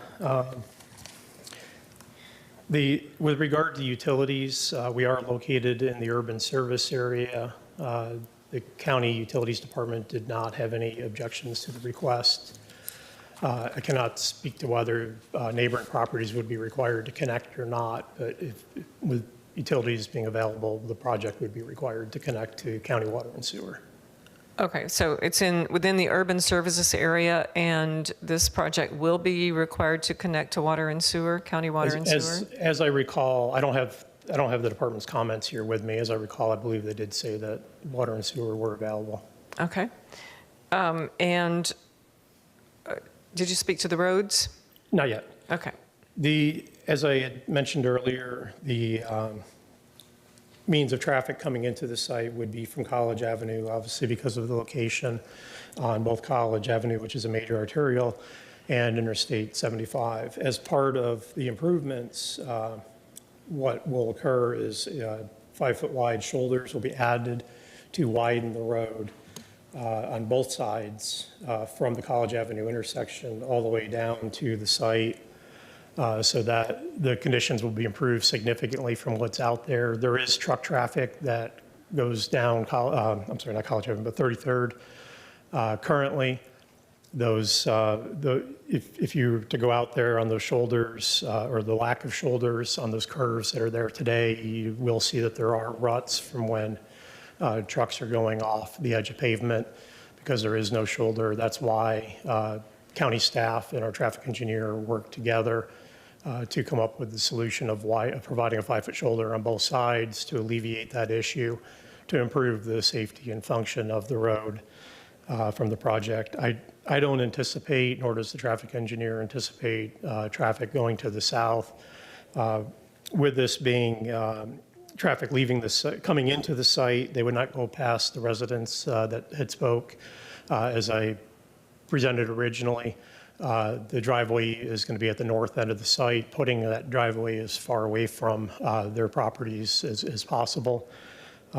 We had originally proposed actually to come in off of the unbuilt county right-of-way along the northern boundary, but because that road's not going to be improved, we were asked to remove that because the county would not maintain that into the future, those improvements into the future. And the PD exhibit that I brought up earlier, I forgot to point it out, but I did have red X's on there showing that as identified in the proposed conditions that for certified plan, we would be removing those accesses because there would not be a road or ability to connect to the property to the north in the future. Should something change, that road get built, or if it got vacated by the other neighbor or this property owner in the future, not anticipating it, but if it did, then it would be a PD modification to add that access, because that obviously would be triggering a minor modification at that time. But we have no intention of doing that. We do the kind of hammerhead configuration at those 2 points will remain to allow for vehicles to be able to turn around within the parking lot. So that pavement would be there, but there would be the continuous buffer along the north boundary instead of a cross access like we were showing originally. Traffic generation will be fairly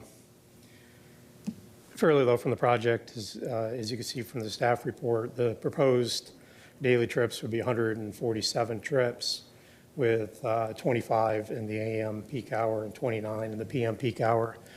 They would be spread out through the day. It would not be a significant increase in the traffic on this road.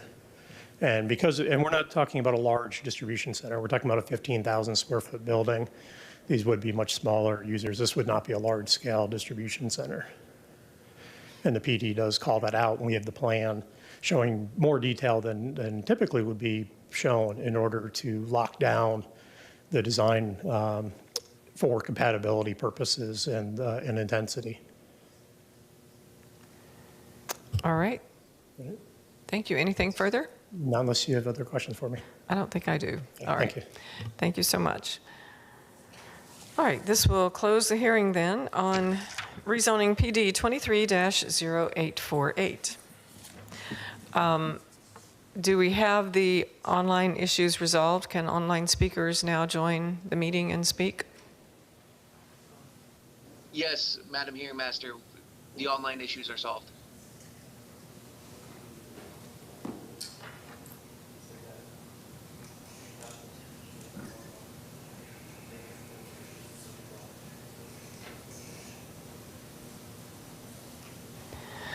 Okay, so it seems that the issues are resolved for the online speakers. So let's go back to the first, not the first, I guess that would be the first case, rezoning standard 24-0273. Let's reopen that case.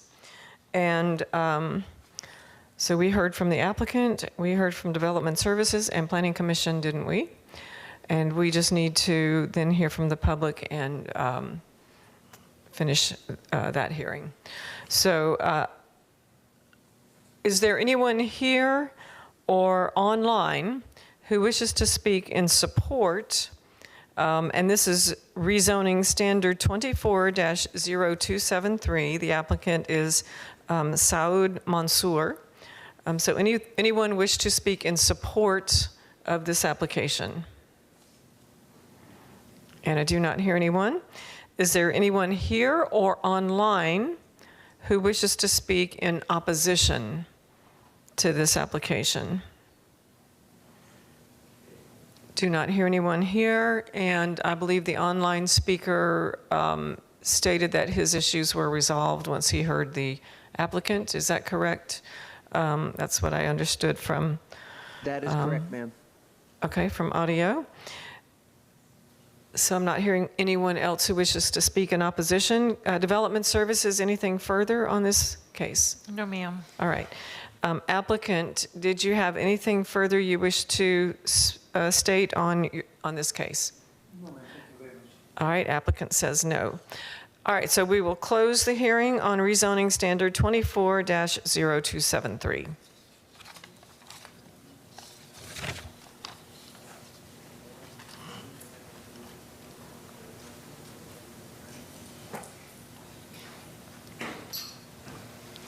Our next application is item D3, PD rezoning 24-0183. The applicant is Green Label Ventures, LLC, requesting a rezoning from BPO to PD. Jared Fullen with Development Services will provide staff findings after the applicant's presentation.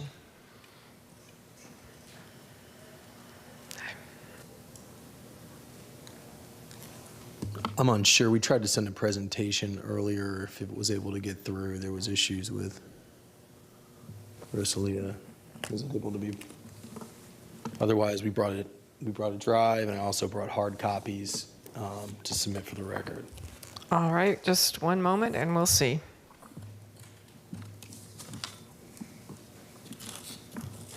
Meanwhile, would you state your name and address for the record, please?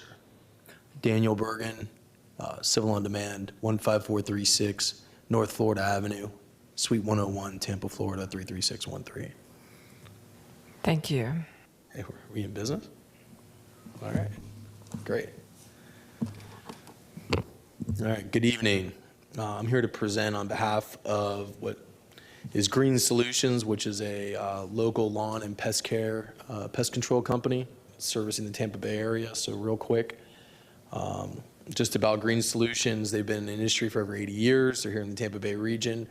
They currently operate out of 4002 Garden Lane in Tampa, which is just north of MLK. And they have a small administrative office there. The property is zoned BPO.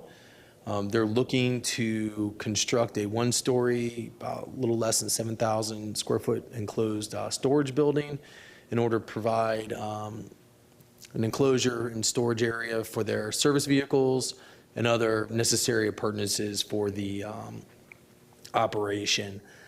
No hazardous chemicals are going to be stored within the building. That is an important note to make. Also, part of this plan development with the building, we will provide some aesthetically pleasing appearances from the right-of-way, as well as some other improvements that we'll get into later. Another thing I'd like to bring up is that the site is zoned BPO currently. We're going to be proposing a contractor storage yard with enclosed storage, not open storage, as well as exterminator office. So those are two distinct uses. It is a low traffic generating project with the 15 peak PM hours generated. So very low impact from a traffic perspective, much less than what's currently approved for the site. Here's the location there. You can see it's kind of on a bend. Future land use allows for CMU 12, current zoning BPO. Again, we're going to PD. Been working great with staff here on this project. The owner has been working out of this facility for over a decade. They're really just looking to enhance their current operation that's there now. We've provided significant considerations to make sure that we were compatible with the adjacent neighbors. Things such as massive reduction in FAR from a 0.5 to a 0.09. We've increased every single buffer possible. We've reduced the building height to 35 feet, which is again a little higher than we would want to build for part of this project. We've done extreme focus on the eastern property line, which is adjacent to residential uses, which are basically large single occupant, single family detached residence on multiple acres. So we've added a significant amount of buffering on those areas. And then we've enhanced the right-of-way buffering, even though it was not necessarily required by Development Services or the Planning Commission. We went ahead and wanted to make sure that we added some nice entry features there, some berming, additional setbacks and things to go as you enter into this community area. Again, this is kind of just recapping some of the, here's a copy of the site plan. The office is located adjacent to the right-of-way. The building is in the rear. It identifies some stormwater management areas and some employee parking, which, again, we relocated the employee parking away from the residential. The building itself is set back significantly from the eastern residential portion. Again, there's no homes immediately adjacent to where the building's going, so there's really very minimal impact that could be proposed, so we don't feel it's a compatibility concern. Traffic is going to be improved, or at least access to the site, and which would improve safety for those using Garden Lanes. There's currently 2 non-conforming driveways that access Garden Lane. We're going to be removing the easternmost driveway and building a county approved driveway that's going to be more central or more located towards the west, which will enhance safety. We've got an approved design exception for improvements that we're going to be adding is for the shoulders in the area. Again, there's, it was identified by the county engineer that he asked us to do that. And we had an invariance for the spacing of the driveway. So there's going to be some enhancements that are done for access just for the site, even though the site's already used by Green Solutions. There's going to be some improvements. Here's just some site photos showing you kind of the nature of the property and those driveways that you can see. That's the office that you're looking at now. They're a little ahead of their game. They have financing for the project, so I think they feel confident in it. So you're kind of just looking around the site. Again, it's, fence, but all this would be buffered. And then here's kind of facing the rear. There's an opaque fence that's existing, but that'll be increased down the whole property line, as well as landscaping. Undeveloped rear of the property looking north. significant amount of wetland areas and buffering. Here's some views of the right-of-way coming out of the site. We kind of identified where they're going to be adding some shoulders along that curvature. So, we're going to have some improvement as far as off-tracking goes. There was not really crash data to support any significant improvements, and plus the right-of-way width is very restrained. So the county engineer granted us a design exception for the improvements. Plus, we're the nearest access point to MLK, so it's a short distance between the two properties.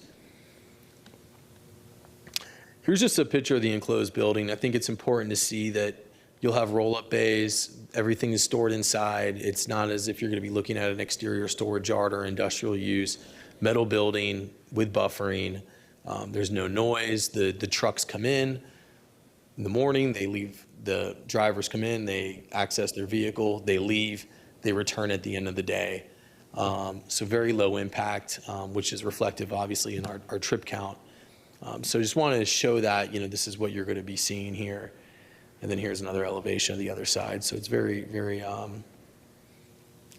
very low impact. And then here's an example building of what they're looking to do. So I think that's important to show. Again, we did have one person send an email in objection. I reached out to them, sent an email, phone call. However, I think they were confused about the project being a CMU 12 land use. So they were talking about 12 units per acre in the email. I think they're just confused about the process, but did send an email, copied the county on it, did make some phone calls, did not hear back. But I think there was just a matter of confusion as to what the application was actually asking for. But if they are here, we're happy to answer any questions at this moment in time. Otherwise, I'm going to turn it over to staff and reserve the remainder of time. Thank you. All right, that's fine. I have no questions for you. Thank you. Be sure and sign in with the clerk. All right, Development Services.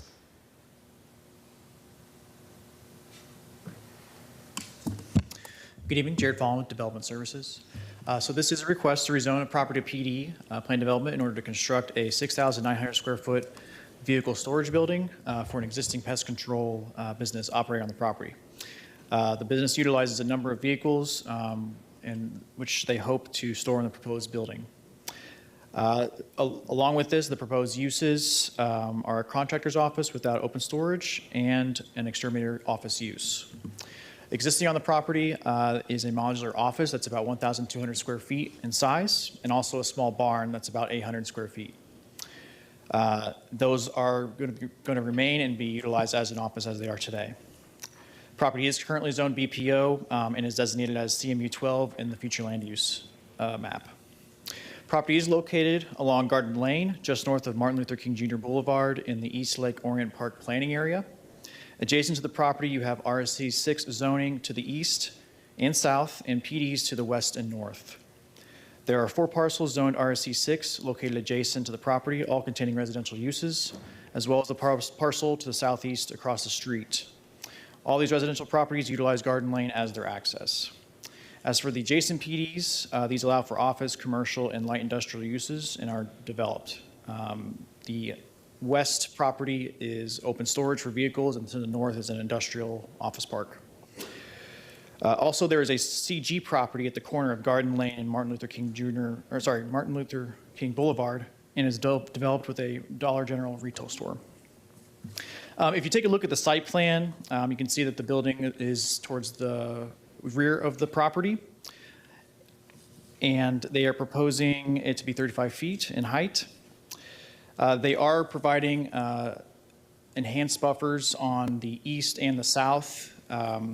They are way more than what we typically would require with this type of development.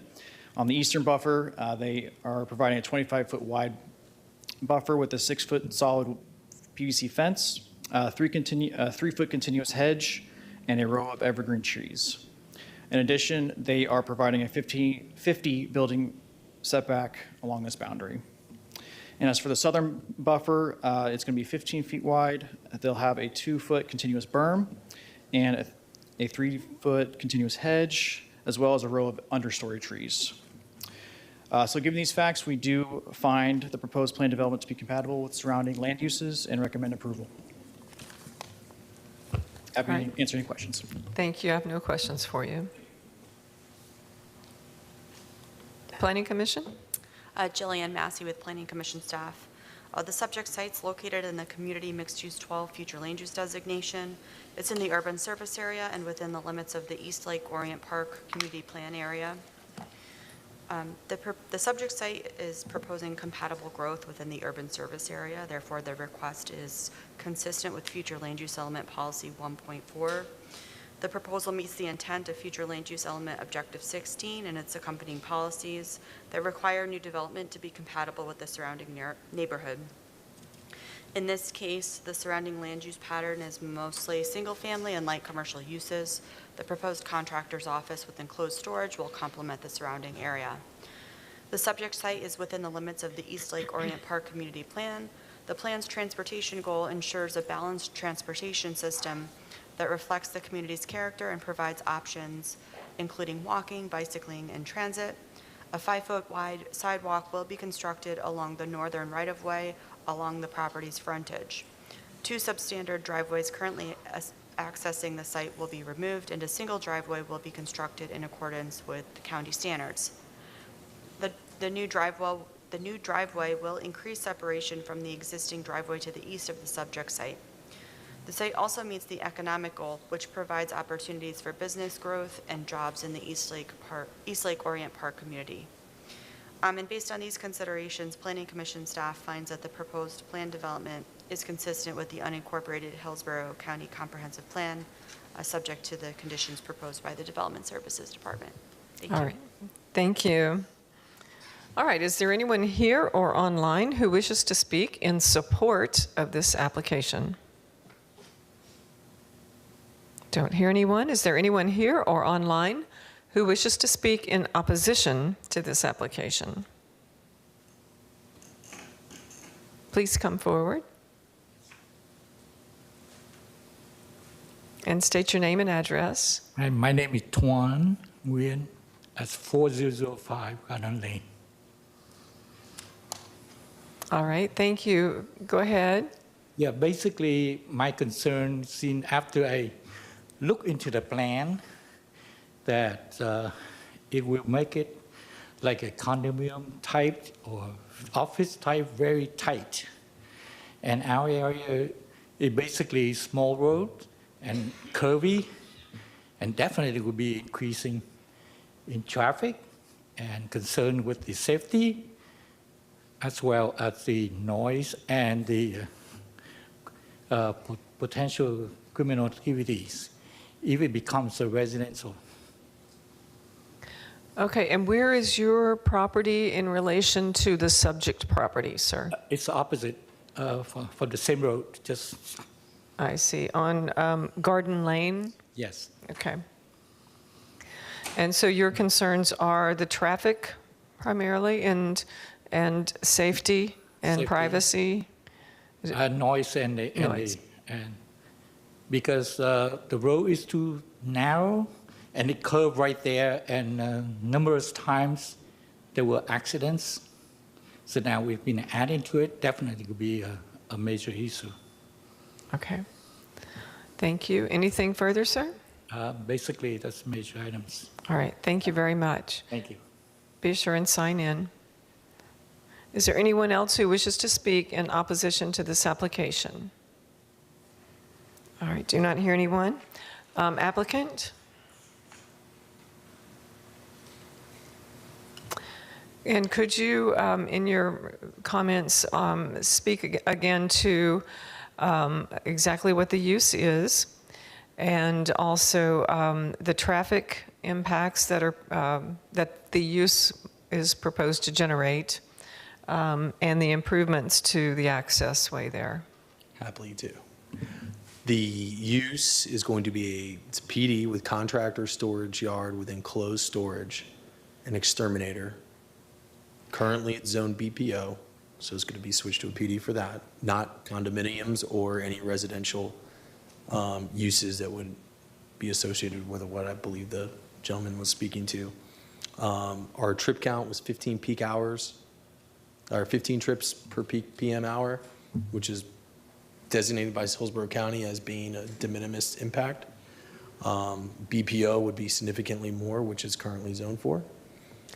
We are providing safety improvements through the consolidation of 2 driveways into 1, plus constructing a county standard driveway and locating the driveway at a point where it's safer, which is to the west versus the east. So the site visibility is more clear down Garden Lane on the curve. Right now, that's not there, so this would have an improvement to that. We're also adding 5-foot shoulders at both sides of the curvature to increase safety within that curve. So motorists will be able to come off to the side of the road a little bit as he was specifying. The road is, it's not small right away, but not necessarily small in asphalt width, but it is a sharp curve in that area. We did pull crash data and provided that to the county engineer. That was available through Hillsborough County, so it's public record, it's easy to access. There was not significant crash data within the area. 2 were alcohol related. 1 was alcohol related, 1 was distraction related, and the other was, who knows? But it was, none of them were multi-vehicle accidents that would be something that you would see on a consistent basis that would trigger some sort of study or anything of that nature of this particular roadway. So yeah, we feel that it is compatible and that we've mitigated the concerns for compatibility. All right. All right, thank you very much. Thank you. Okay. So this will close the hearing on rezoning PD 24-0183. At this time, we are going to take a 5-minute break. We have 2 more cases to hear, but the meeting's been going on for 2 hours. So we'll be back in 5 minutes. That'll be 8:08.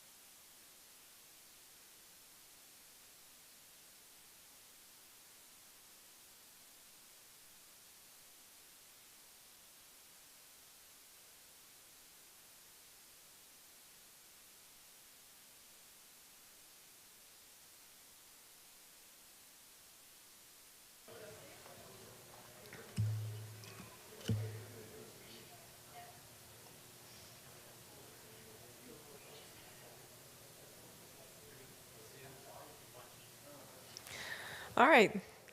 We will reconvene the meeting. This is the April 15th, 2024 Zoning Hearing Master Meeting. And we are back in session, so ready to hear the next case. Our next application is item D4, PD rezoning 24-0242. The applicant is Blue Skies Communities, requesting a rezoning from RSC9 and CG to PD. Sam Ball with Development Services will present staff findings.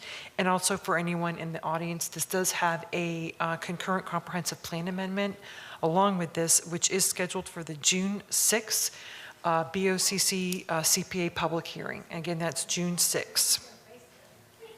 Thank you. All right, applicant.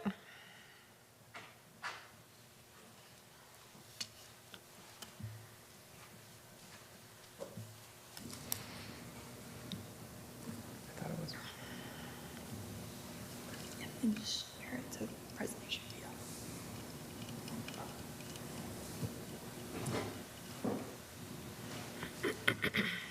Does that work? Okay. Good evening, Madam Hearing Officer. My name is Nicole McInnes, and I'm a land use attorney over at Stearns Weaver in Tampa. My address is 401 East Jackson Street for the record. As staff mentioned, we are here today representing Blue Sky Communities for an exciting new affordable housing project located in Palm River. We do have an experienced applicant team who's here. Blue Sky is a well-known name in Hillsborough County. They do have several projects throughout the county that are actively in construction or have already been constructed. A little bit about them as a developer. They are specializing in small-scale apartment communities for working families. They are the long-term owner and operator, and they do have an in-house property management team that manages these assets. Here are a few other Hillsborough County projects that are currently under construction or have already been built.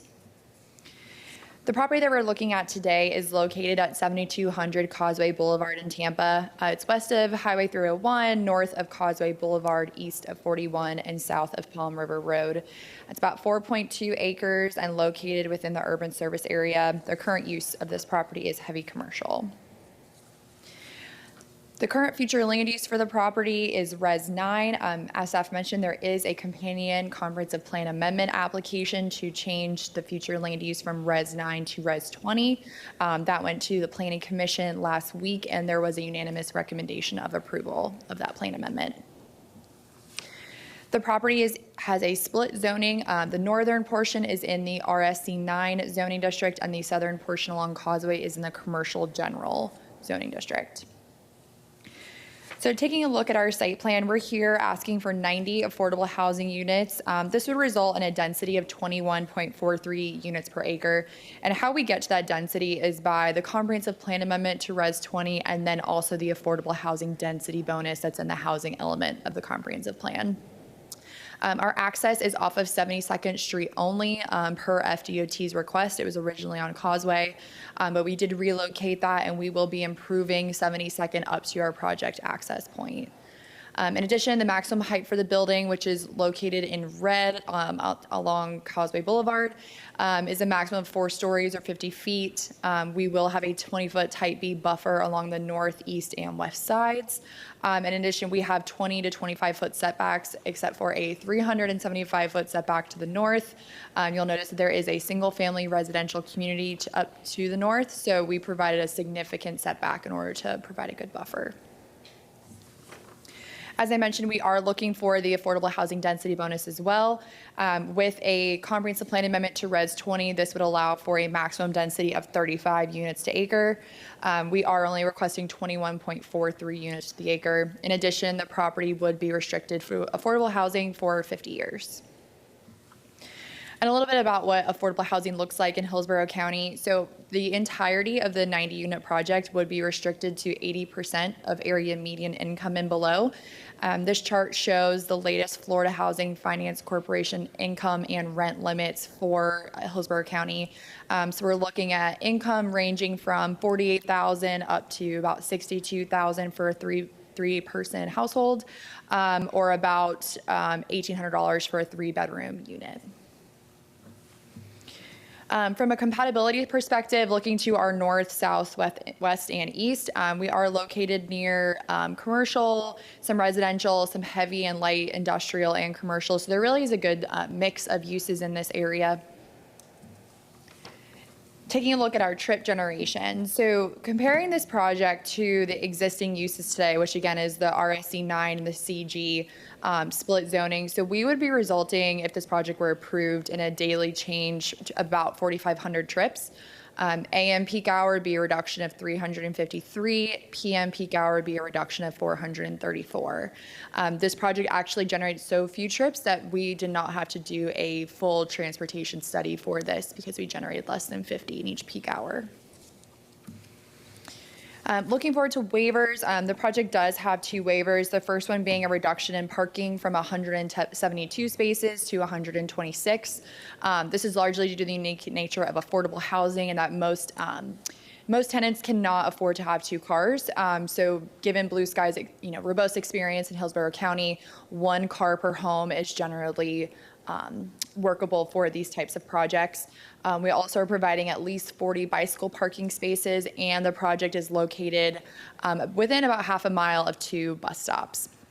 And then we're also looking for a waiver of the 2-to-1 building setback to the east. We are providing a 20-foot building setback and a 20-foot type B buffer to the east. We have met with that property owner. She attended our community meeting and didn't have any concerns with the proposed project. Okay, and then to be clear, these are PD variation requests, right? Correct. Okay, yes. Thank you. The property is also located in the Greater Palm River Community Plan. We are consistent with the goals and strategies of that plan. We're along the mixed-use corridor in Causeway Boulevard. You can see our property location with the red star. We did have a Planning Commission staff finding of consistency with multiple goals, objectives, and policies in the comprehensive plan. In addition, we did have a county staff recommendation of approval. They found the impacts to the neighboring single-family properties are mitigated by the proposed multifamily structures separation of 375 feet. In addition, we're approving 72nd Street to our project access. We're proposing the project to be in line with the adjacent commercial that's on both sides. And overall, they recommended approval with conditions. A little bit from our comp plan amendment hearing last week from Planning Commission. Commissioner Boza actually said this was an easy one, a perfect transition to get industrial out of the single family neighborhood to the north, and their easiest one of the night. So we had no concerns. We did have a community meeting on January 31st. No concerns really came out of that meeting. Development Services recommends approval. Planning Commission found the project consistent, as well as Planning Commission staff. Project will provide much needed affordable housing in this area, and we request your recommendation of approval.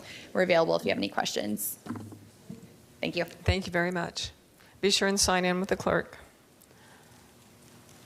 Development Services. Good evening, Madam Hearing Officer. I stand by Hillsborough County Development Services.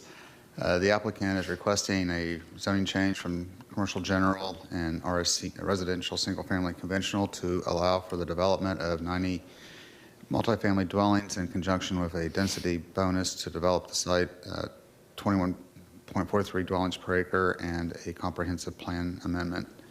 The property covers approximately 4.2 acres and is located along the north boundary of Causeway Boulevard, approximately 1.5 miles west of US 301. The comprehensive plan amendment would change from residential 9 to residential 20 and will be held concurrently by the Board of County Commissioners. This property is currently used for vehicle salvage and storage.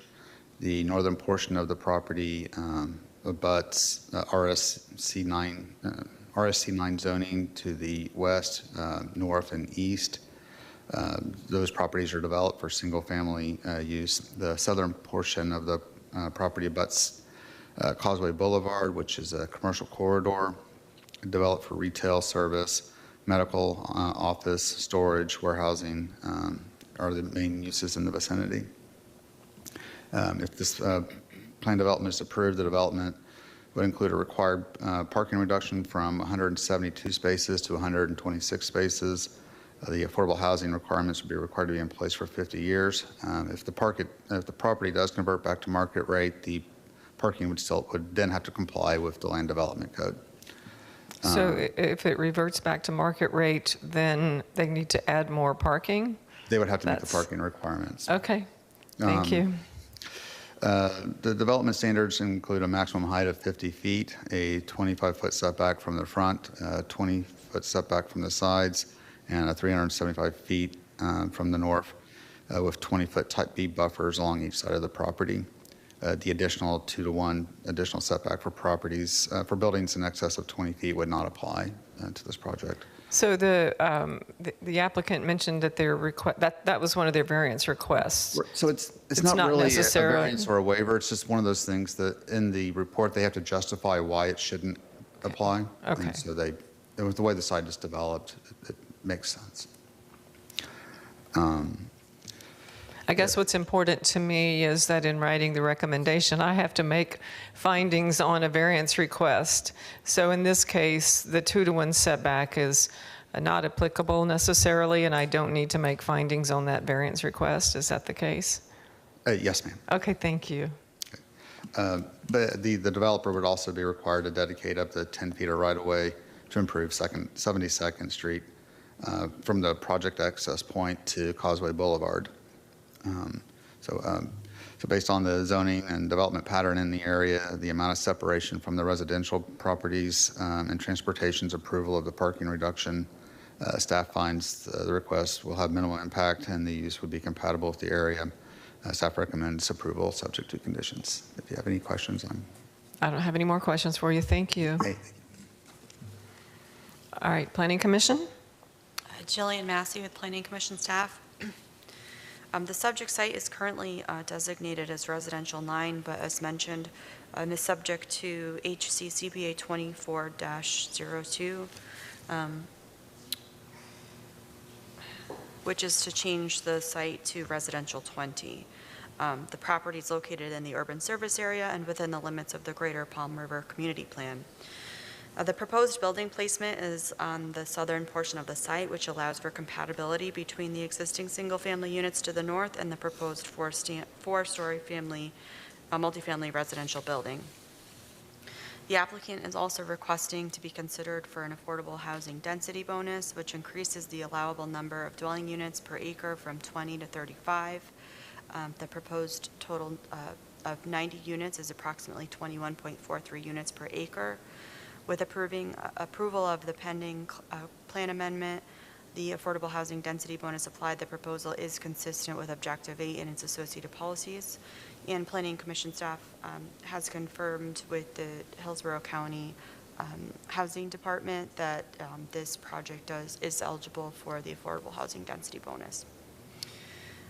Future land use Objective 16 and associated neighborhood protection policies seek compatible development within and around established neighborhoods. The proposal is consistent with Objective 16 policies 16.2 and 16.3 as it provides an adequate transition and buffer area on the north side of the subject site. The proposed density increase is compatible with the surrounding area and is therefore consistent with policy 16.10 as well. The Greater Palm River Community Plan establishes guidance on community identity and planning growth. Strategy 4 under Goal 2 seeks to encourage the availability of affordable/attainable privately owned housing stock that is safe, decent, and community compatible. The proposal for affordable housing on this site is consistent with this goal. Similarly, Goal 5A seeks to provide compatible residential growth. The subject site is located along Causeway Boulevard corridor, which is an area identified for mixed-use residential development. The proposal also allows for a range of affordable housing options. Overall, the request is consistent with these policy directions established by the community plan. And based on these considerations, Planning Commission staff finds that the proposed plan development is consistent with the unincorporated county comprehensive plan, subject to the conditions proposed by the Development Services Department and subject to the approval of the Comprehensive Plan Amendment 24-02. Thank you. Thank you. All right, is there anyone here or online who wishes to speak in support of this application? I do not hear anyone. Is there anyone here or online who wishes to speak in opposition to this application? All right, do not hear anyone. Development Services, anything further? Nothing further. Okay. And applicant, anything further? No, nothing further. Thank you. All right, applicant says nothing further. That will close the hearing then on rezoning PD 24-0242. Our next item is item D5, PD rezoning 24-0295. The applicant is Blue Skies Communities, requesting a rezoning from CN, CG, RSC6, and CI to plan development. This does have a concurrent comprehensive plan amendment. It will be traveling together, and that is scheduled for the June 6th CPA board hearing. And Jared Folan with Development Services will provide staff findings after the applicant's presentation. Good evening. Cami Corbett with the law firm of Hill, Ward, and Henderson, 101 East Kennedy Boulevard, Suite 3700. As Michelle indicated, this applicant is also Blue Skies Community, who is your applicant on the last case. The subject property here is in the heart of the urban area of the county. It is north of Fletcher on Florida Avenue. You can see on the right-hand side is a picture of the mixed zoning that is currently on the property of CI and CG.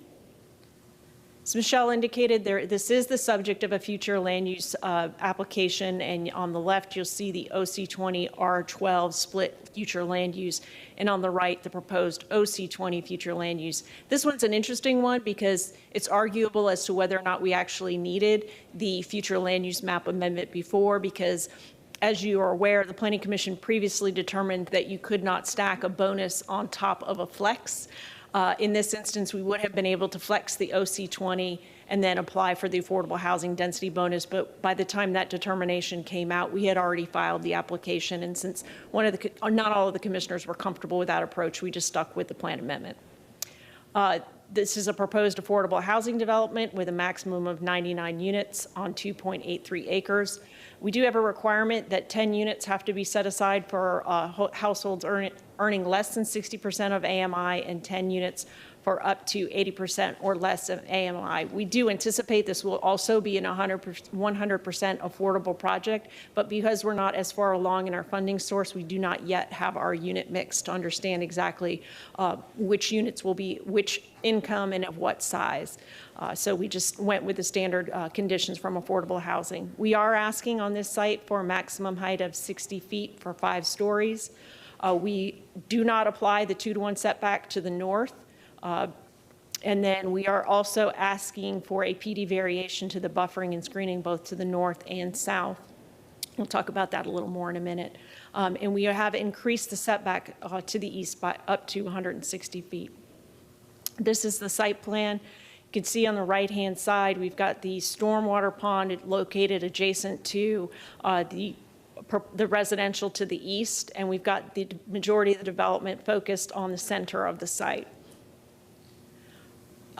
We are providing we're proposing the 10-foot buffer, the type A screening to the north and to the south because that is adjacent to existing commercial development, and we're actually the one causing the increased buffering requirement. So the size and the shape of the parcel are pretty constrained, and so we're needing to focus the development where we can place it on the site and still accommodate the stormwater drainage for the site. This is an ideal affordable housing location. We are walking distance to a Winn-Dixie, to a Tampa Family Health Center, and to 2 heart stations. The bus service here is excellent. We are on routes 1 and 33. 1 is Florida Avenue, which takes you all the way downtown, and then on 33, which takes you all the way east to the university area and all the way west to Dale Mabry Highway. So we have great access to transit in this location. Development Services has found this request compatible as conditioned.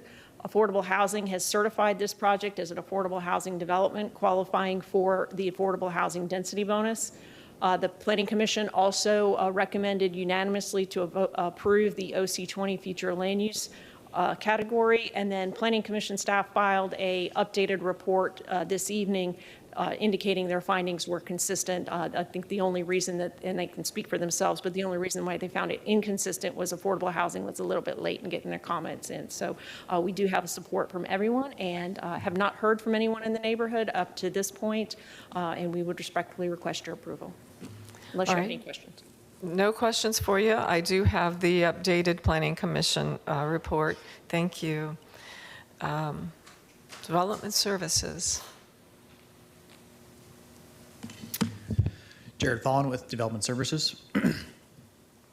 This is a request to rezone a parcel to PD to redevelop the site to construct a 5-story affordable multifamily housing development. The applicant proposes a maximum of 99 units at a density of 35 dwelling units per acre. To achieve this density, the applicant is utilizing the affordable housing density bonus for this development. So the property is currently developed with several buildings, including a bar or lounge. The property is currently zoned 4 zoning districts, CN, CG, CI, and RSC 6, and has 2 future land use designations, OC 20 and R12.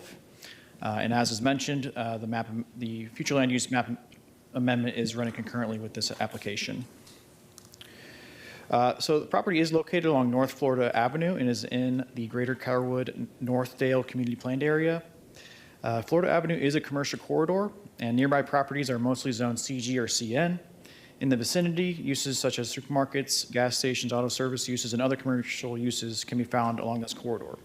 And as the applicant mentioned, a lot of these are within walking distance, including a Winn-Dixie that is across the street. So these uses will be able to support the residents here that choose to live here. To the south, there are 2 adjacent properties, one containing an auto store and the other a large gun store with a shooting range. This large gun store, it is adjacent, but the building itself is set back very far from the subject property, so we don't see any concerns there. To the east, the property is adjacent to a small RSC 6 neighborhood that comprises of about 11 single-family homes. Only one home is directly adjacent to the subject property. And so if you do look at the site plan, for the buffer and screening, they are asking for a variation to the north and south. Typically, it would be a type B, 20 foot. They are proposing type A, 10 feet. And along the east, that's where the residential is, they are providing type B 20 feet buffer to that side. And you can see they have the stormwater area there, they have some parking, and they have set back the building about 160 feet. So we don't have any issues with that. We think that's appropriate for that side of the property. And so, yeah, the setback for the 2-to-1 setback requirement, it is not being met to the north or south, but it is being met towards the east. So given these facts, we do find the proposed plan development compatible, and we do recommend approval. Okay, thank you. Thank you. And Planning Commission. Jillian Massey with Planning Commission staff. The subject site is within the urban service area and within the limits of the Greater Carrollwood Northdale Community Plan. It's currently designated as residential 12 and office commercial 20. As mentioned, the subject site is associated with Plan Amendment HC/CPA 24-05 to change the land use designation from OC 20 and residential 12 to entirely OC 20. The Planning Commission recommended that the application be found consistent at their April 8th, 2024 public hearing. As of the date of the report filing for Planning Commission staff on April 3rd, agency comments from the Affordable Housing Services had not been submitted into the optics yet. Absent a technical expert evaluation of whether the applicant was meeting all of the criteria for the density bonus, Planning Commission staff was unable to fully evaluate the request and initially found it inconsistent with the comprehensive plan based strictly on that. However, on the 5th of April, we did receive those comments certifying that the proposal is an affordable housing development and eligible for the density bonus based on the criteria outlined in the housing section. And because previously filed staff report was found inconsistent solely based on the lack of the technical expert documentation, it is appropriate to amend our finding because this information has now been provided. And based on the memo provided by the Affordable Housing Services, the request does meet the density bonus criteria, and the proposal is therefore consistent with the housing section objective 1.3 and policies 1.3.1 and 1.3.2. Should the plan amendment 24-05 be approved, the site would fully become office commercial 20, replacing the categories of residential 12 and office commercial 20.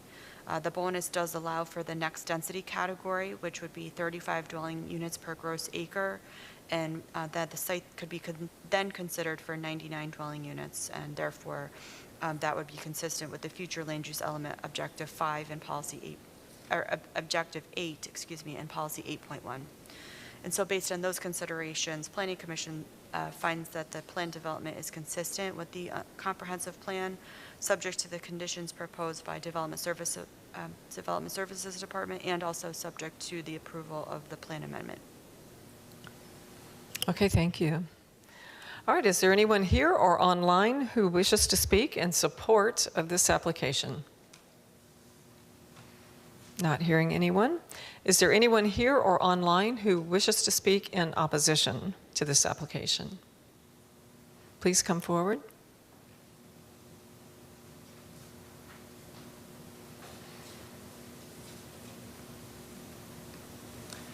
Good evening, Eugene Stutzman.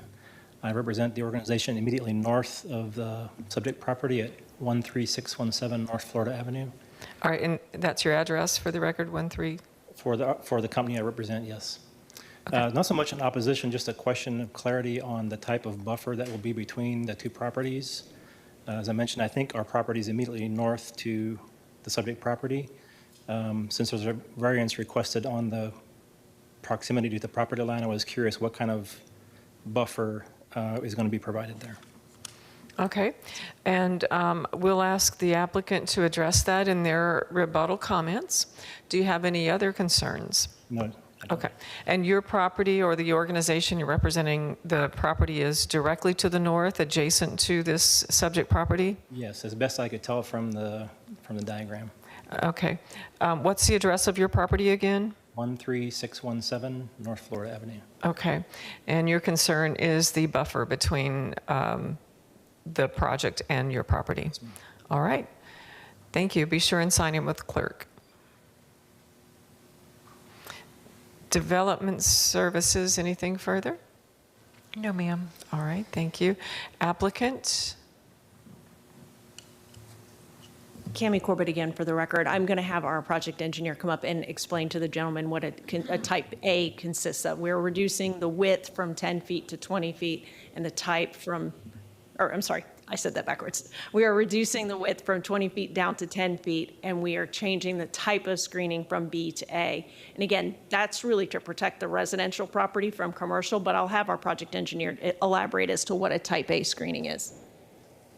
All right, thank you. And please state your name and address for the record. Thank you.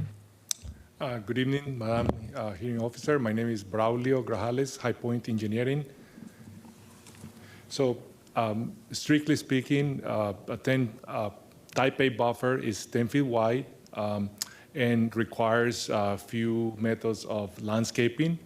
But the most important component of this project, is that we are providing a 6-foot fence that basically will entirely screen the buildings, the property line between the two properties. Okay, so just to be clear then, will this be basically the entire north boundary of the subject property will have a 6-foot high fence? That is correct, except where there is cross-access between the two, proposed cross-access between the two properties. And the cross-access is something that the county requires, is that correct? County and FDOT both. And FDOT too, okay. And then, so that's the screening, and there will be 10 foot in width from the property boundary to what? The buildings? Actually, it's more. To the buildings will be the minimum 25 building setback. Okay. However, the minimum landscape buffer required is 10 feet, which will be addressed through site plan review with appropriate landscaping, plus the mentioned before 6-foot fence that is being shown Okay. currently on the PD plan. So 10-foot wide landscaping buffer, but the buildings will be set back 25 25 feet minimum. minimum. Okay. All right. I believe that addresses the gentleman's concerns. And anything else you want to add? All right. Ms. Corbett, anything else you want to add? Cami Corbett again for the record. No, thank you. And we'll speak to the gentleman to make sure we address any other concerns he might have. All right, thank you for that.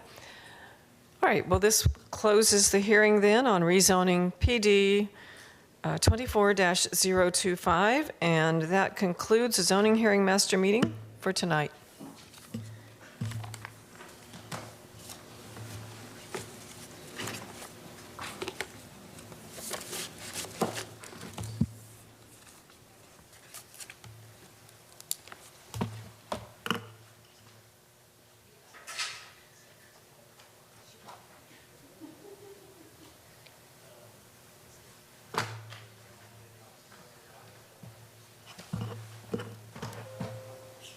Well, we got it done. Of course, you're welcome. Thanks. Yeah, good idea. And what in the world was going on with that echo? Y'all giving us some crazy reverb or something?